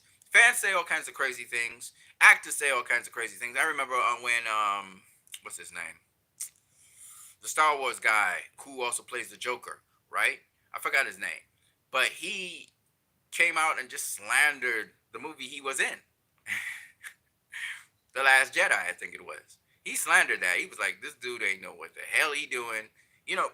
And that's his opinion, and there's nothing wrong with that. Him being a fan of the franchise and stuff. Fans say all kinds of things. That's what people need to understand. Fans say all kinds of things. I know because I have a boxing channel, and fans say all kinds of things. And how they feel about it, you can't be mad at them for how they feel. So what I say, is people may say all kinds of things. Okay, they may say all kinds of. You watch what they do. Watch what the film's about. I try to stay focused on the task at hand. The task at hand for us, those of us who want to restore the Snyderverse, is that it gets restored. That Zack gets to do his Justice League 2 and 3 wherever. Hopefully, also that his Snyder cut would go into theaters.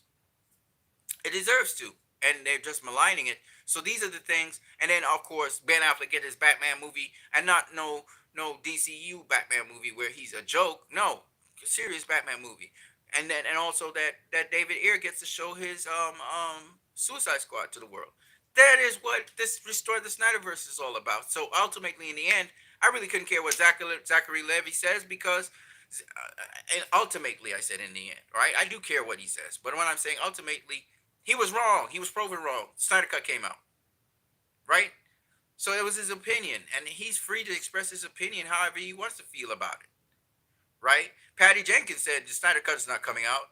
When Gal was saying, "I hope that it comes out," she said it is not coming out. Does that mean I hate Patty Jenkins as the director because she went against that? No. Or against us and our movement, or thinks that we are toxic fans or something? No. That's her opinion. She's free to have her opinion. Warner Brothers is free to have their opinion, but what I'm saying, ultimately, in the end, the truth will come out, right? So Warner Brothers right now, their opinion is, okay, we're going to try and copy Marvel, right? Is it working out for them? No. Now they can be in denial and they can say, well, it's working out for us. Don't worry, we're going to get it.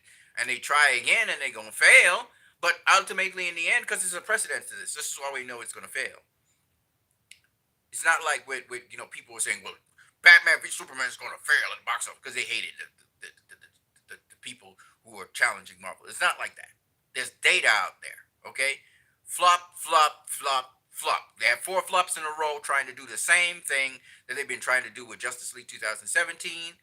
Suicide Squad worked because um, Suicide Squad worked because uh, it still was part of David Ayer's vision. And people were still coming off the excitement of BVS, right? So it worked, kind of. But that's not something that works, all right? We've seen that now. We've seen four straight flops. We've seen Justice League 2017 flop. It's not something that works. It's not a formula that works. It will work if the character that you're using lends itself to that. So Shazam worked. Not perfectly, but it worked, right? Shazam is that kind of character. So it works, right? Um, and we expect Shazam 2. David Ayer's going to David sorry, not David. David what's his name? Sandberg. David Sandberg is going to try to keep in the confines of what Shazam's supposed to be. So He's staying faithful to the thing, so it's going to work, right? Of course, Shazam is going to evolve as a character. I hope that I think the second movie is supposed to have him evolve a little bit more, and eventually Shazam is going to come into a much more serious tone. Eventually, even though he's still going to tell some jokes on the side, he's going to get much more mature. So we're looking forward to that as well. I'm going to say this again, that you know.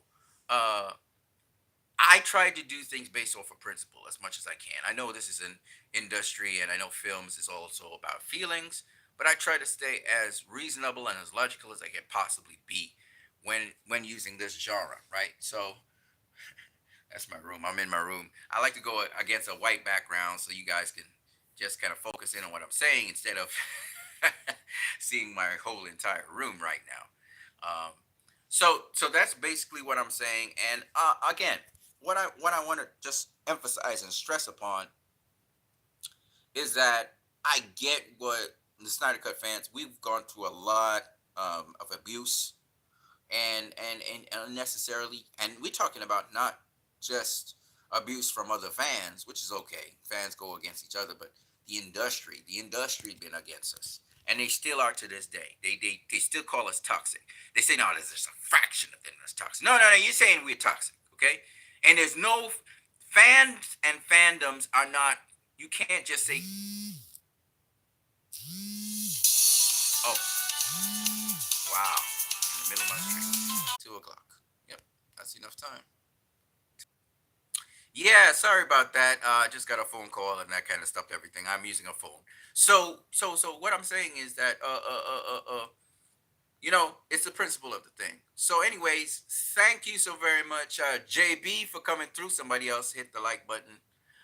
Just thought I would spend this time streaming. It would be nice to have this conversation with a lot more DC fans from different backgrounds, just talking about DC and discussing different directors' films on DC. These are all awesome things to do because once we start the conversation and have a lot of more conversations, we can understand each other and really contribute to DC in a much more substantial way. Some of you watch Marvel as well as DC, and that's cool too.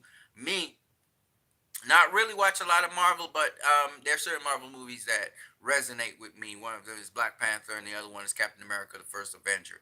I know that's going way back. Even Iron Man, the first Iron Man was quite a significant thing for me. Um, didn't really dig the Winter Soldier so much. It was cool, but never really watched it again. Never really dug Civil War at all. Infinity War was just terrible for me. I hated Infinity War because of the jokes in between all the time, and I did not even watch the other one. So and those are supposedly the highlights of Marvel. So you can tell I'm not really a Marvel guy, and I really don't really appreciate Marvel that much. But I do respect. I remember I watched one of the Hulk movies. Can't remember which one it was in the theater in the cinema. Um, what else have I watched of Marvel? Ant Man, of course. I told you that was a pleasant one. And of course, Guardians of the Galaxy 2. I really enjoyed that one. So oh, now when it comes to Spider Man Into the Spider Verse, I really enjoyed that. I always used to love X Men movies. Any X Men movie that came out, I really enjoyed it. Brian Singer did a great job with X Men, in my opinion. Um, the early Spider Man movies, of course, I went to the cinema and saw those. So there are certain things of Marvel I kind of like, and there's other things of Marvel I don't like. I just don't like it. Nah, I give me a pass on that stuff. I don't like a serious movie where people are laughing every 2 3 minutes. That's Give me a pass on that. You know what I mean?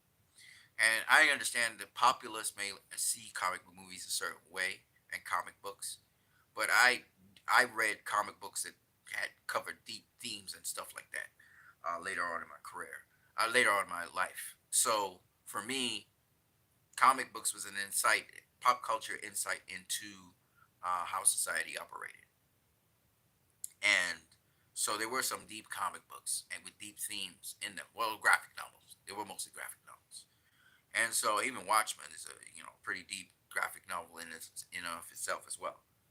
So I tend to I don't know how comic books are now if they explore deeper themes and stuff like that. But comic books when I was coming up, at a certain point in time. I think between the 80s and the 90s or something like that, really started covering deeper themes and even going into dark places and all of that stuff.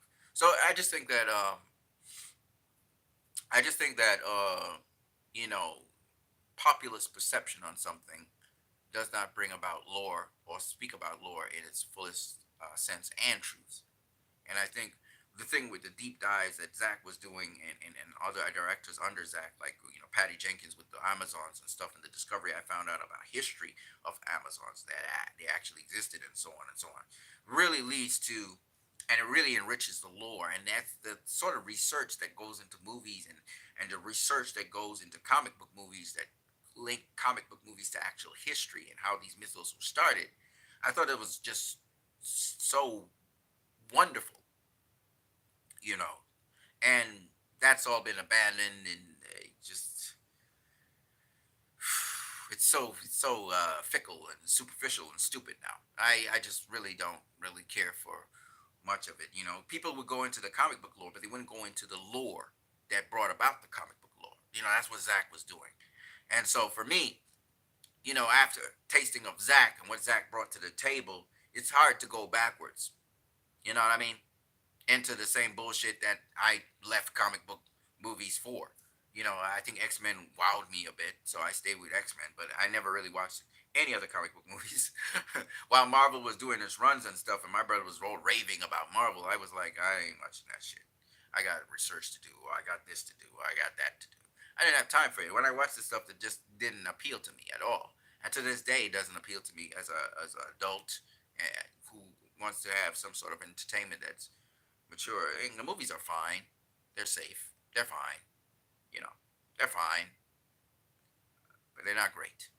And for me, some of them are annoying. I get very annoyed when Lost and Found. What's up, man? What's good, bro? I feel you on those recent CBMs. Yes, sir. I can't say this enough, but I was brought back to the comic book genre by Zach because Zach brought something new and different and deeper. You know, and because of that, I got attracted to the DCEU. I was not attracted to anything that had to do with Superman. I did watch Superman Returns, wasn't really impressed with it at the time. Now I can look back at it and with a much more mature understanding of things, understand why it was what it was. But um, all the other so when Zach was coming over to the Superman movie, I was one. First of all, I wondered why is it Man of Steel? Why is he's trying to be cute? He's trying to give an alternative name for Superman. And so I was like, I wasn't really impressed. The trailers were coming by, and you had the kind of gladiator music that was kind of supposed to lure you in. And, and I was like, who cares? Superman. Because I used to be a big Superman fan back in the day. With Christopher Reeves, everybody wanted to fly off of tables and chairs. You dream that you're flying in your sleep and stuff like that. Because the flight thing was just, it's irresistible, right? And then I grew out of it, right? And when after you've seen like Batman 1989 and Blade and those kinds of things, you're like Superman, please, right? And when Brian Singer was supposed to direct Superman, I was all excited. I was like, Brian Singer, the X Men. Oh shit! And they advertised, the bullet, and Superman hits his eye and breaks, and then I was like, oh yeah, this is gonna be good. Then when I watched Superman Returns, I was not impressed. Right? I wasn't impressed at all. I was like, ugh, another one of those. Oh, he's so pretty, pretty boy movies, right? So when I saw Man of Steel and I was watching it and everything, I'm talking about the trailers, was definitely not impressed. The woo, and then we finally see Superman, and he's like this pretty boy, and I'm like, oh, another pretty boy movie, right? Another pretty boy movie, another Christopher Reeves pretty boy movie that my Superman, the woman, going whatever. So that's how I was thinking of it. And then when he said to Louis Lane, it wasn't an action scene or anything that made me enjoy this movie. It was when he said to her, "It's not an S on my planet." He swallowed before he said it, and he said it with such sincerity, and I was like, "What?" The way how he conveyed it and everything, and she's like, "But it's still an S on my planet." the little banter between them was so fun, and that totally, I said, hey, this guy's not just a pretty boy, he has brains, right? It appealed to the cerebral side of me. And so I was like, oh, now I'm intrigued. Now I'm intrigued. And then when I saw the action sequences, I was sold. I was like, this is the Superman we've been looking for years. He's not no wuss. I was sold after that. And it was, you are not alone, General Zod. I have crossed a nation of stars. I was like, whoa, you know. So and then I realized why it was called Man of Steel after watching it and all of that, and realizing, oh, this is not really a Superman movie. This is how this kid from Kansas became Superman, and who this kid from Kansas really was. So I watched the movie in the cinema, IMAX, everything. I couldn't get enough of it. I was just watching it over and over and over in the cinema. And when there was a copy of it, I got a copy of it. I bootlegged a copy first because they didn't have no copies, so they had a bootleg. I bought the bootlegs, and I would watch the movie on the TV. And my family, my dad and my mom would be like, because I came back to Trinidad. My dad and mom was like, "Oh, you keep on watching this thing. Why do you keep on watching this thing?" I'm like, "I can't stop. I just can't stop. This thing's telling my story." And so it became a very personalized thing for me as a Christian.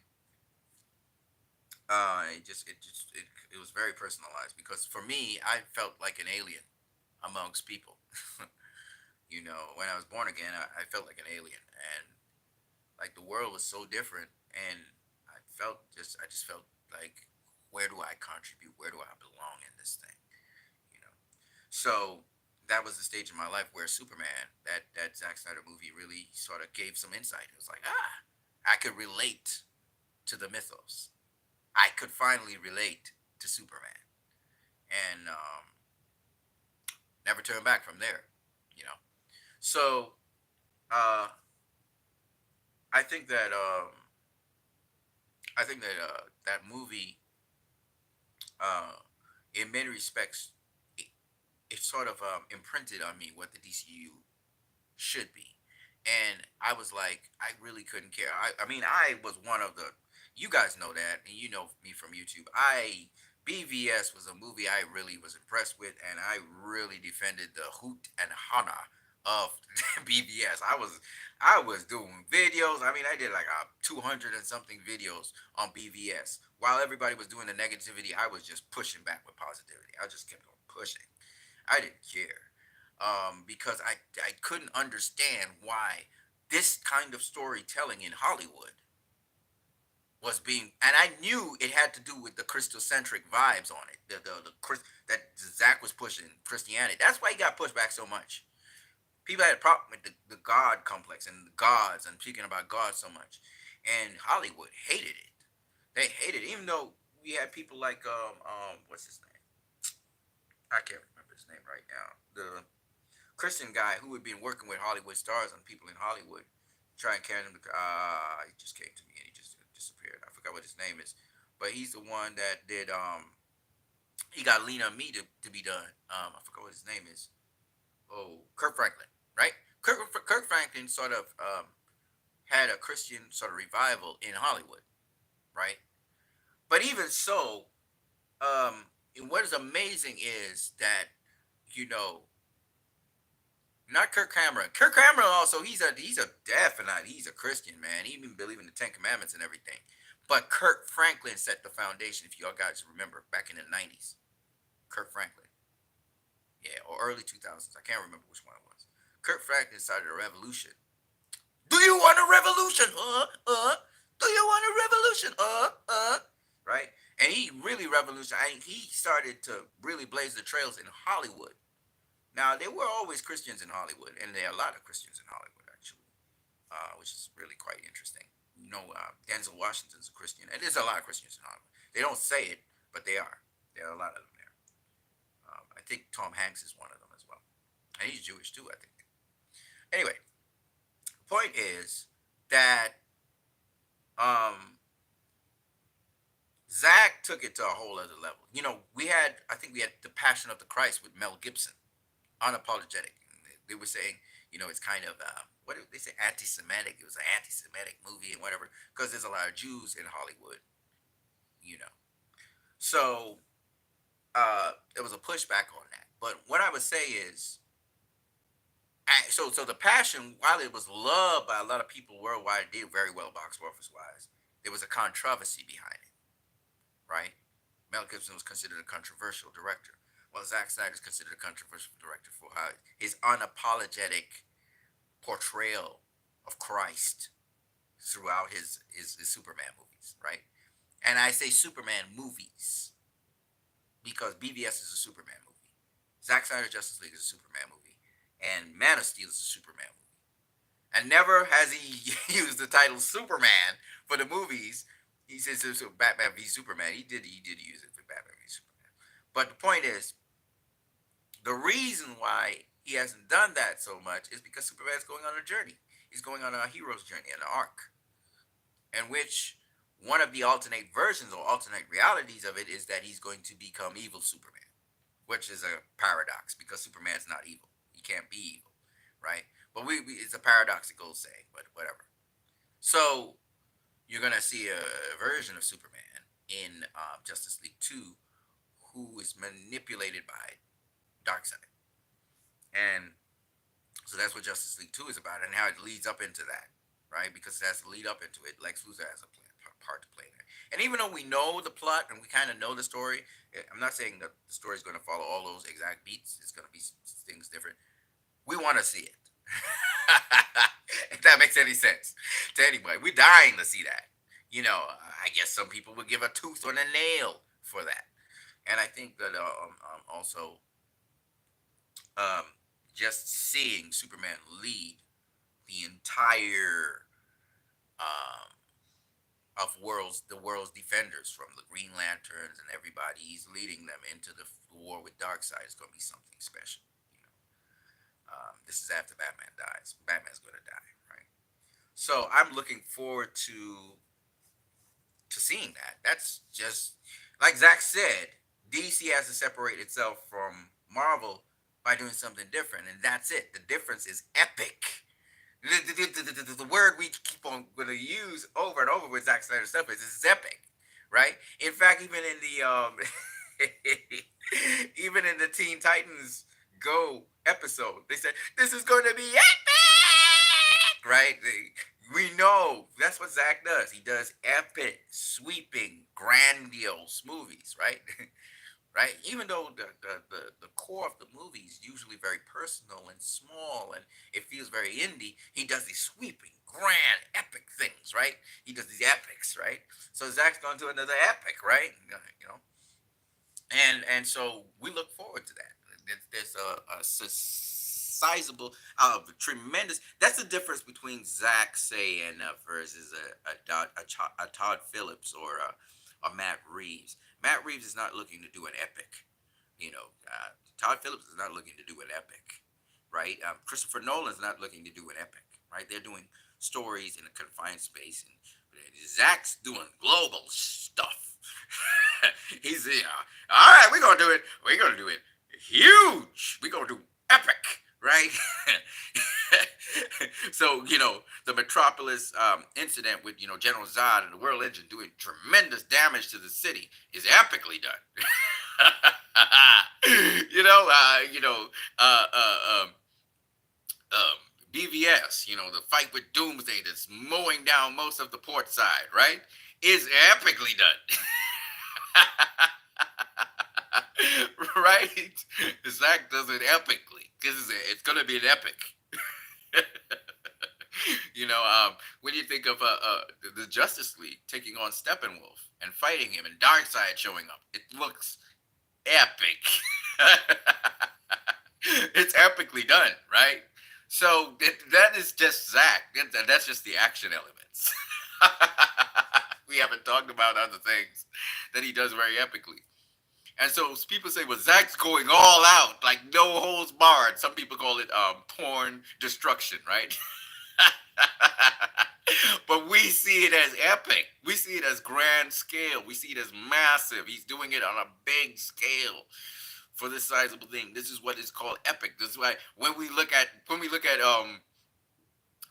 Great War, right? The Great War with the Amazons and the Atlanteans and the Earthlings and the gods and the protectors from outer space fighting Darkseid. It looks epic. There's no other way to describe it. Man, that thing looks epic. It looks like Lord of the Rings epic. In fact, it looks more epic than Lord of the Rings because they got powers and shit and they're using it. It looks epic, right?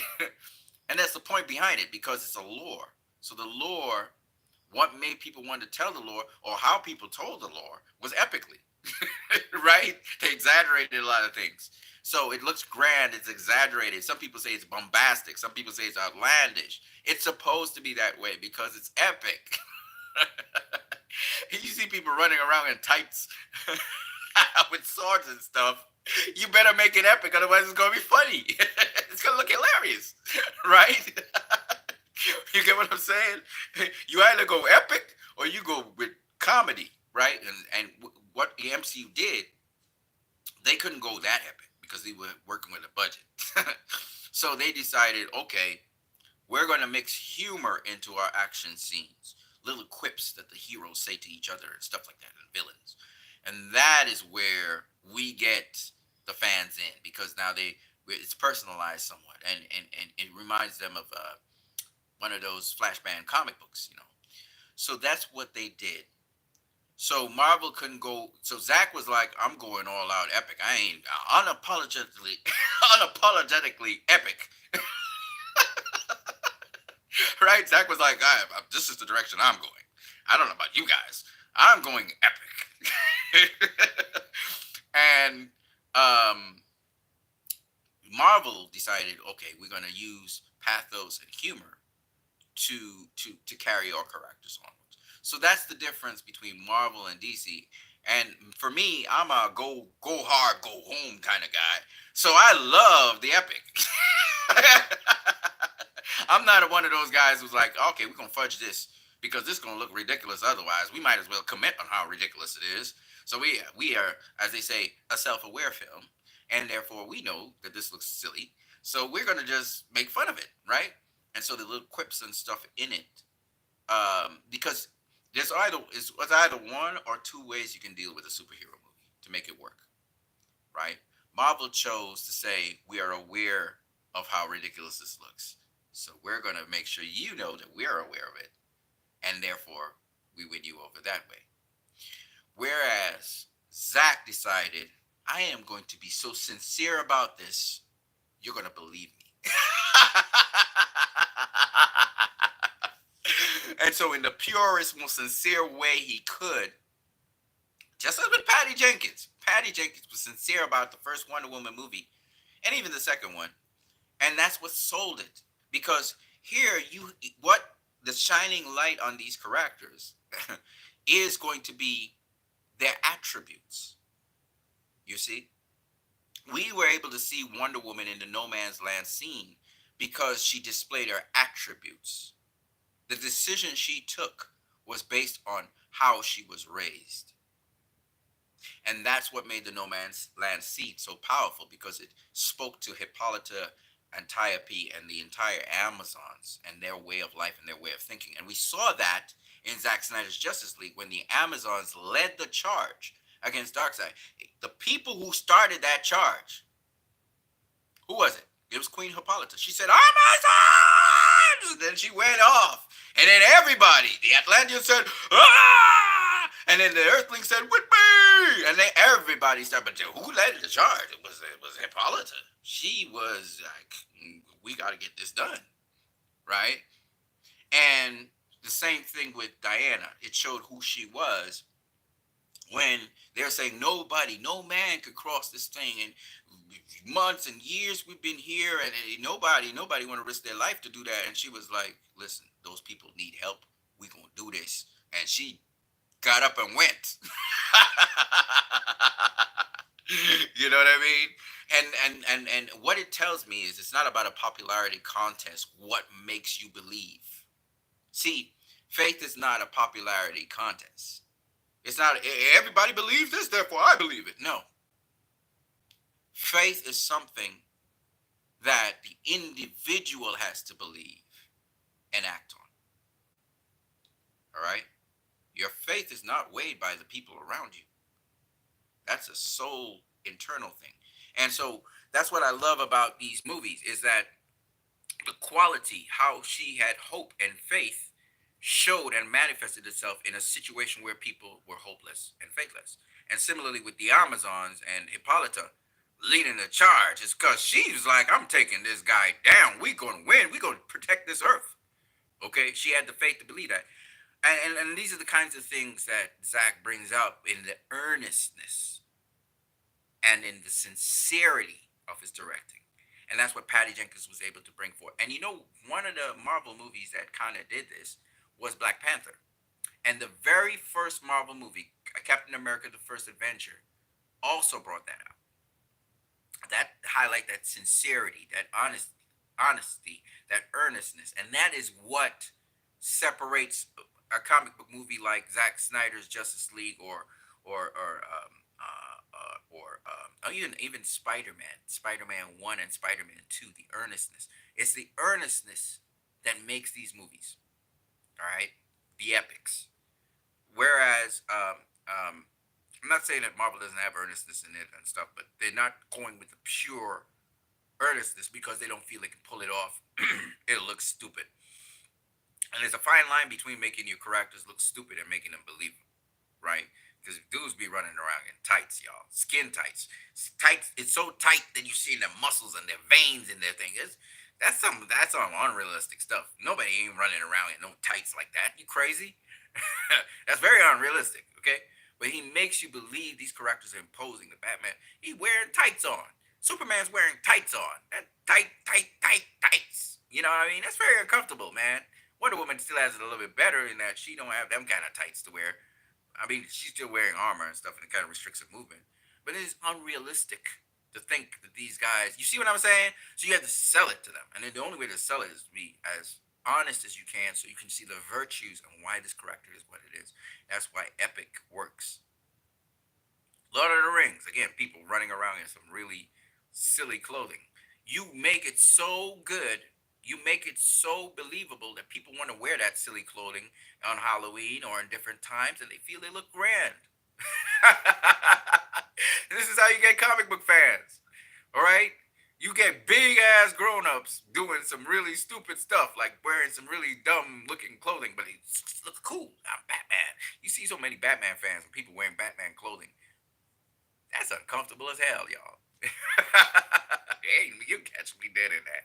All right. Or Superman's outfits. No, they're too tight. You kidding me? What? I'm trying to show off my body or something? I'm a bodybuilder? Come on, man. So I'm just saying. I mean, and if you're in impeccable shape, that would be probably look good. Uh, but again, you're not going to fight crime in that. You're not going to move around in everyday life in those things. Some people do. Comic book fans, they kooky like that. But I mean, you're not really going to do that. You know what I'm saying? So I hope that uh, helps people understand. I think the Snyderverse is going to be restored, but in what format? And I believe in the format of theater. There will be seen in theater, but I don't know. I can't say exactly how who's going to be in charge at the time. I can't say that. We'll see. But I think it's a matter of time, and I think it's going to be the shortest space of time that we got the Snyder Cut. So Zach seems to get everything that he wants eventually. He doesn't fight, he doesn't push and force the issue, and it just comes to him. It always comes to him. All these movies, he's gotten his director cut for all the movies. And we want to see that for David Ayer as well, and I think it's going to happen as well for him. Because again, these are movies that, even the Batgirl movie, I think that James, what is his name? James Gunn. Yeah. I think James Gunn is actually talking to the people for the Batgirl movie. So it might even come out as well, which will be a win win for everybody. I mean, if everybody's movie could come out, I think it's going to be a win win. I think it's actually going to work in Batgirl's favor because a lot of people are going to want to watch the Batgirl movie. And then the directors might get extra money to do things even better. And the Batgirl movie might come out and actually be a success just because, Warner Brothers didn't want it to come out. So again, sometimes these things work in the favor of the directors and people. So we'll watch to see what happens. Um, by and large, I wish the well for everybody. So everybody can get their vision out there. People can see what they did. It's all good and good. Again, I never really was hot up on the Batgirl, so I didn't care either way if it was canceled or not. But I was hot up on Zach's stuff, and so that's why I was pushing for the cause. People saying, "Well, you're hypocritical if you're pushing Zach stuff, but you don't want to push for the Batgirl." I'm like, but then it's not my passion and desire to see the Batgirl come to life. They see, I'm not gonna do. I'm not gonna push for something that I'm not passionate about. You know, I'm not gonna push for something that I'm not passionate about. I'm a fan. Do I think it was wrong what they did with the Batgirl thing? No, not necessarily. I think it was wrong what they did with Zach. JB says Warner Brothers will be the loser without Zach. It'll be another flop. It's not. Let me just make this abundantly clear. I'm not saying that Zack Snyder needs to be there to make a movie succeed. I'm not saying that at all. But I'm just saying the current trajectory they're on. I don't think most DC fans, who are mostly Snyder fans, are interested in it. Like, hey, listen, I know you're gonna go out there and watch the Joker sequel because that's the kind of movie we like, right? So whenever Todd Phillips is finished with the Joker movie and puts it out, I'm there day one. You don't have to ask me. I know. I've seen Todd Phillips stuff. I like Todd Phillips stuff. I know I'm going to go see his movie, right? And that's the point behind it. It's not necessarily that Zack Snyder needs to be the person to think, but I think he's the guy with the best understanding of what DC movies need to be as, and what Warner Brothers has been successful time and time again with DC movies. He gets it, and so I'm not saying that there's not another director out there that can direct Superman and do a good job with him. I'm not saying that, but from what I know, they're not many. They're not many who could pull it off. All right, Joss Whedon didn't pull it off because Justice League was a flop. Um, I'm on the fence with Joker 2 since it's a musical.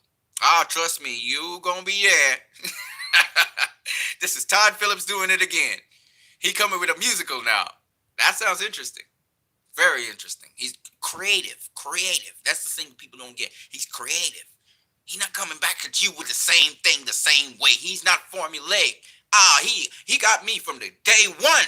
He got me from day one. Oh, because he wasn't planning on doing a sequel. You know, not many directors can pull off epic. That Christopher Nolan got it. He understood that Zack Snyder was the dude for the job. Christopher Nolan picked the right guy. He picked the right guy for DC. And DC shunned him, just like they did with Richard Donner. Richard Donner was the dude to do Superman. Ain't nobody else could have done Superman. Clearly, we see that now, right? They dumped Richard Donner, my friend. They dumped him, right? They dumped Richard Donner. Now the guy that they worship and they want to get that magic back, right? They dumped him. So is this surprising that they dumped Zach? They dumped Tim Burton. Tim Burton was supposed to do a Superman movie with them. They dumped him after Batman 2. How you gonna dump Tim Burton? This is a dude that just made Batman successful. He reinvented Batman on the big screen. From a joke to somebody you could take seriously. To this day, we have to thank Tim Burton for bringing out Batman. Because now Batman is a big thing because of Tim Burton. How they treat Tim Burton. What did they do to Tim Burton? He had a Superman, they canceled that. He was supposed to do the Batman Forever movie. They kicked him off the project. That's what they do. They so stupid. They do this to the people. Visionaries, they do this to them. Right? You look at Zack Snyder. Zack Snyder, he's lucky. He got to do 3 movies with him. You look at Donner, didn't even get to do the second. He didn't get to even complete a second movie with them. Tim Burton, he couldn't get to the third. So maybe they're easing up. Christopher Nolan actually got to do his whole little set, his trilogy, right? They didn't get to dump Christopher Nolan until presently. Now they're dumping on him. This is what they do to these people. This is what they do to these people because you got this revolving door of execs who don't know shit. I almost cursed. They don't know anything about movies, man. Clueless people. You gonna put James Gunn in charge of DC, man? Come on now. I'm not saying James doesn't work well with people in the business. He gets along good with people in the business. So I understand that aspect. I understand Peter Safran bringing him on board. I understand that aspect too. But what has he done to say, oh, this guy is qualified to push DC? What has he done in DC to do that? No, really, seriously, what has he done in DC to do that? That's my question. And his creative choices and what he's saying and what he's trying to bring to the table on Twitter don't resonate with nobody right now. Everybody's like, huh? What? He's talking about obscure characters and bringing them to light and funniness and Batmite and stuff like that. And we're looking at him like, that don't even match up with what David Zaslav was saying. He was saying my focus is on Superman, Batman, and Wonder Woman. And you talking about Batmite and all kinds of crazy stuff that have nothing to do at all with supposedly the vision that Warner Brothers Discovery has in store. And then David Zaslav said they had a 10-year plan. And then this dude's talking about making a 10-year plan. Like he's sitting down to make it now. I'm like, what the without me cursing, right? So I'm just saying, all of this don't make no sense. Which means Warner Brothers, maybe they were starting off with what's the guy's name, DeLuca and Abdi. They would be started with DeLuca and Abdi to execute their plan, which was a 10-point plan, and it probably involved the Snyderverse. And then when Black Adam did what it did, maybe there was some agreement with them or something. I don't know.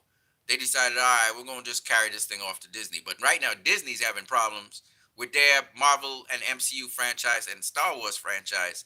So Disney might even be able to buy nothing right now. So that crossover movie, that's what I'm trying to explain to people. This crossover with DC and Marvel, that ain't look like that happening anytime soon. Right now, Paramount's on top. Paramount be doing shit with Transformers right now. It look like they're gonna have a nice Transformer universe, man. It look like it will be dope because they building up something that's really cool, and it looks like it's building towards the Michael Bay movies, but to connect to the Michael Bay movies, kind of like, but it's still its own beast. It still has certain things that are not matching up. And I didn't particularly like the Michael Bay movies either because the Transformer. First of all, they were focusing too much on humans, and then the other thing is, and Shia LaBeouf did a great job as a human, you know, um, but the Transformers didn't look to me. They didn't look.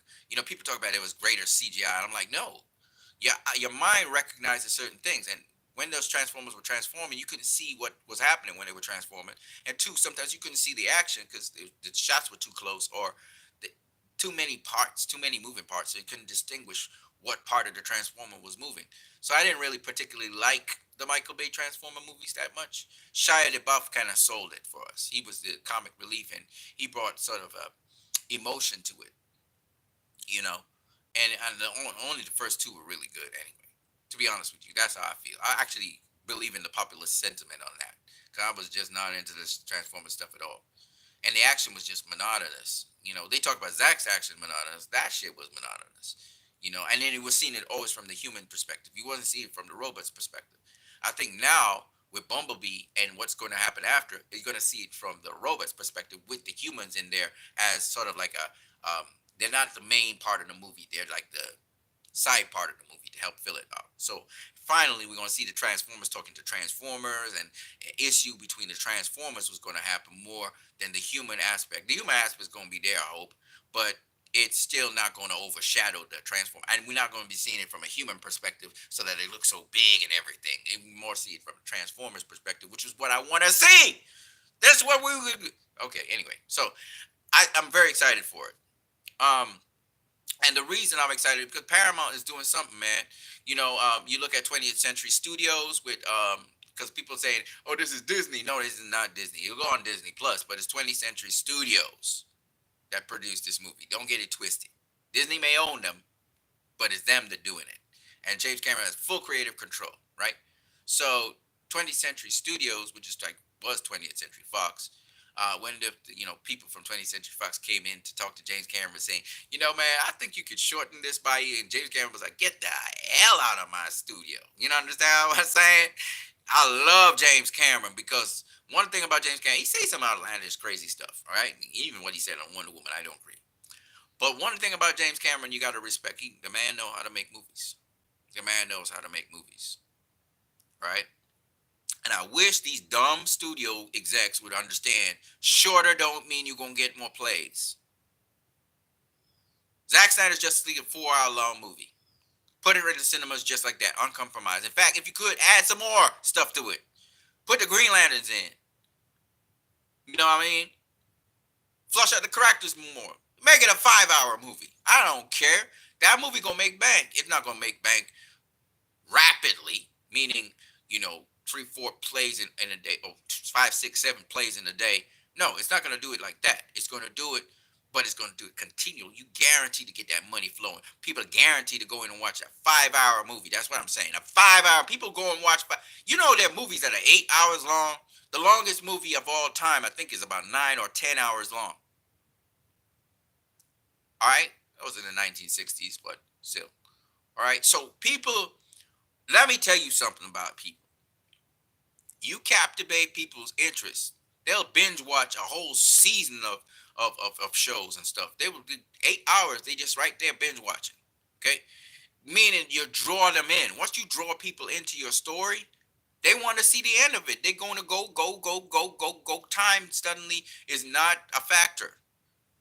And that's what you want. You want people to not have enough of that movie. They need to go back and see it again. And then they need to go back and see it again. Because rewatchability is what makes movies bank. Rewatchability. And that's what people don't understand. That's what these execs just don't get. They're trying to get everything fast. They're trying to get everything accelerated. If you feed kids candy, are they going to grow from it? Tastes great. But are they going to grow? Are they going to be healthy? No. But you feed them food, they can grow, get stronger, get better. What Warner Brothers is not doing is they're trying to feed people eye candy. They're not trying to feed them food.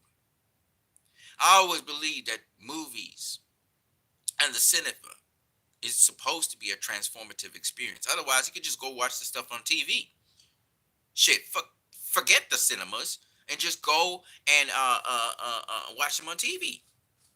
No, cinema was made so you can go to a place. Some people say to escape. Okay, if you want to do that, you can do that too. But you go to a place to imagine. But as you're imagining, just like with dreams, they're downloading stuff into your system that transforms you. So when you leave that cinema, you're not supposed to leave it the same way you went in.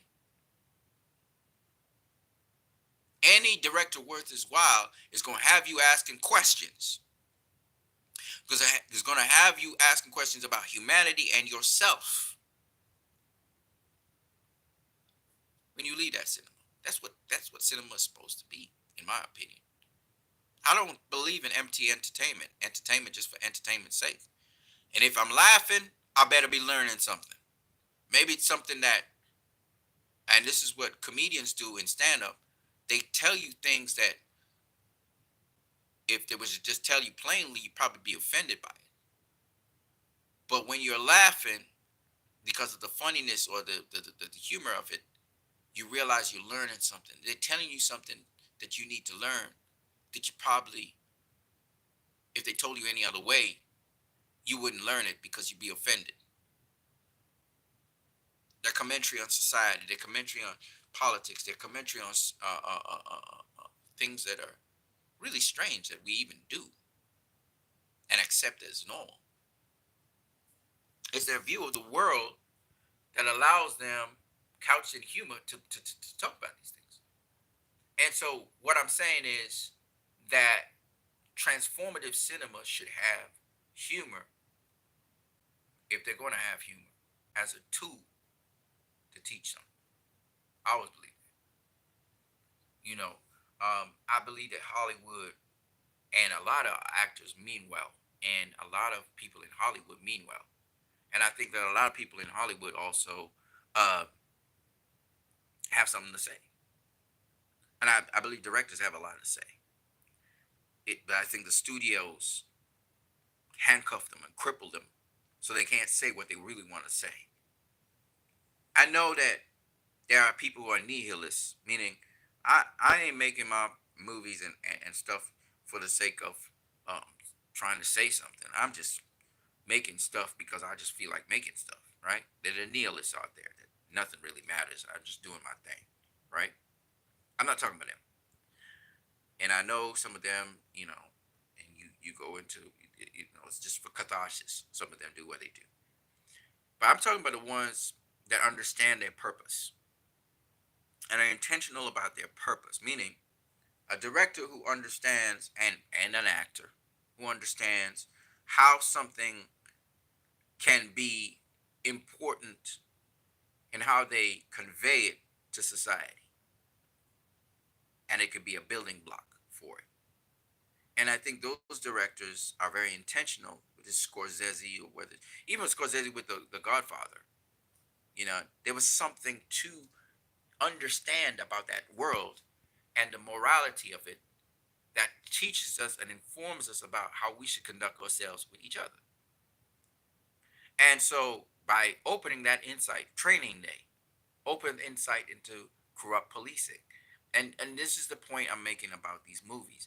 If these movies wasn't made, JFK, etc., if these movies weren't made, the insight and the way how we see the world, and even just the what's the word I'm looking for? The probability that these things could be real. Because again, a lot of this stuff is not documentary, so it's not necessarily factually based. It's sometimes just someone's opinion or someone's insight into knowing the inner dealings of something, and they decided to make a movie about it, right? So I ain't gonna go much further than that. So it may be a very true story that they decide, okay, we'll couch it as if it's fiction. You get what I'm saying? Change up the names and stuff, but it's insightful. And so what it does is you leave the studio asking yourself certain questions and asking other people questions. What if this situation was to happen? You know, um, you know, is this the present situation we're in the world today? And you start questioning things, which is what movies should do.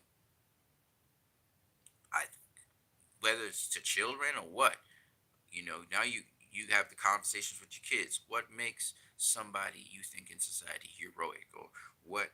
Why do you think that this person did what they did in the movie? Or and you have the conversation. That's what movies supposed to do. At the end of a movie, you should have a conversation, not just about, hey, that movie was good, boy. That was a cool movie. No, that's not as much of a conversation. It should be something deeper.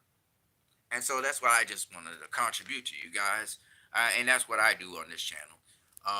Will Transformers be a deep movie, and will I be able to have conversation after it? I don't know. We'll have to see. I know it wowed me, and it brought back certain things from my childhood memories somewhat. But also, I think if it's anything like Bumblebee, we will have a conversation on it. We definitely will have a conversation on it. If it's following in the footsteps of Bumblebee, we're gonna have a good conversation about that. Bumblebee was a good movie.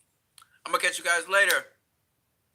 I'm Christ, I am disciple. I have a lot of things to do. I have a lot of people to go meet today. So let me try and get on with my day. But I thought I would speak to you guys. You are the privileged few that I decided I will speak with uh, this morning. So here I am. So I'm gonna catch you guys later. It's really nice talking to all you guys. I got some other things I gotta do. I actually I take care of plants and stuff. You know what? Let me show you guys some. Let me show you guys some. Let me hold on a second.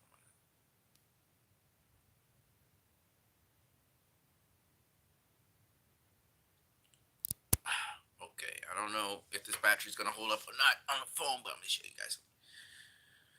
So, for those of you who don't know, I live in an island in the Caribbean called Trinidad and Tobago. And okay, and let me show you guys.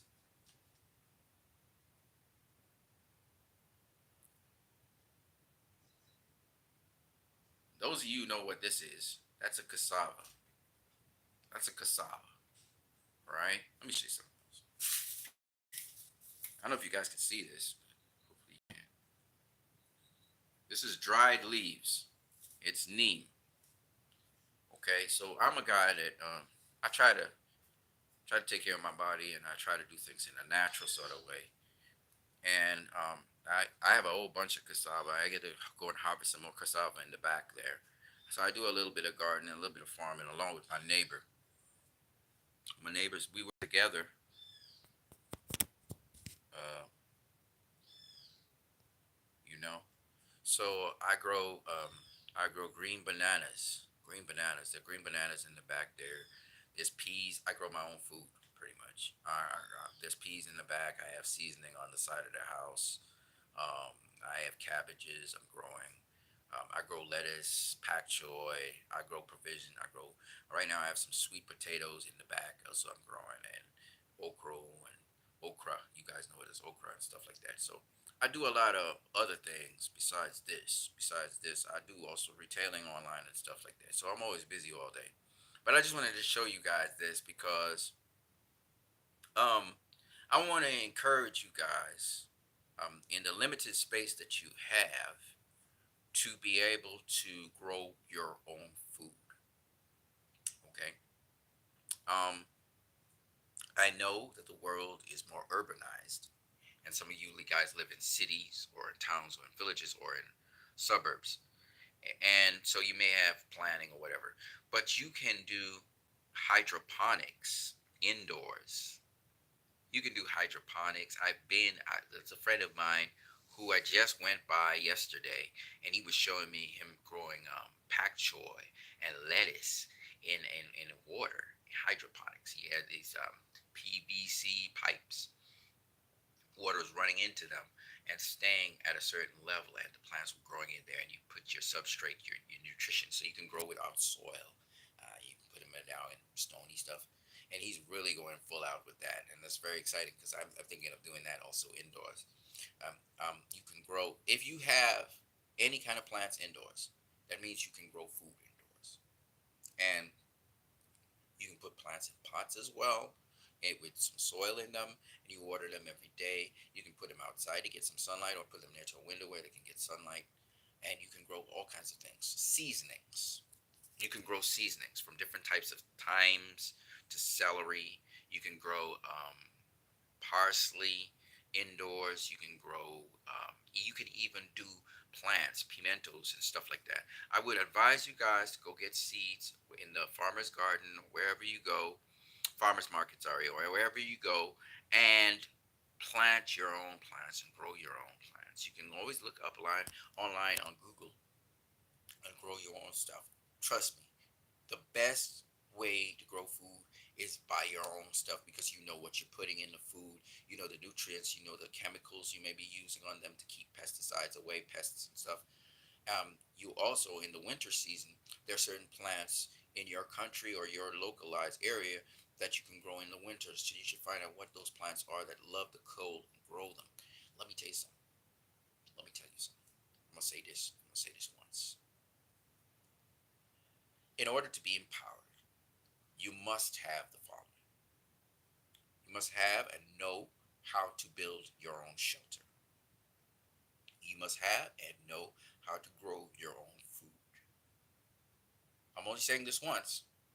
And finally, you must have and know how to make your own clothes. That's important. No matter what the currency is, if you have food, if you have a place to stay under that you're protected from, and you have something to put on your back and something to put on your feet, you will be just fine. You can always find a water source, spring. And one of the signs of springs is you look at the flora around a spring. It'll always be healthy and green and flourishing. So that's how you know where spring is. All right, people. I have finished talking. I am Christ. I am disciple. I hope you guys have a blessed day. I hope seasonings, greetings to everybody out there. Merry Christmas, Hanukkah, whatever it is you celebrate. And I just want to repeat the last part of this scripture, and I'm out of here. Um, Glory to God in the highest heaven, and peace on earth, goodwill to all people. I love that, and I just thought I would say that to you guys. Um, that's what the armies of heaven said to the shepherds who were trying to protect their sheep, and then they took off and they went to see Jesus. So I hope you guys have a blessed one in the name of my Lord and Savior Jesus Christ.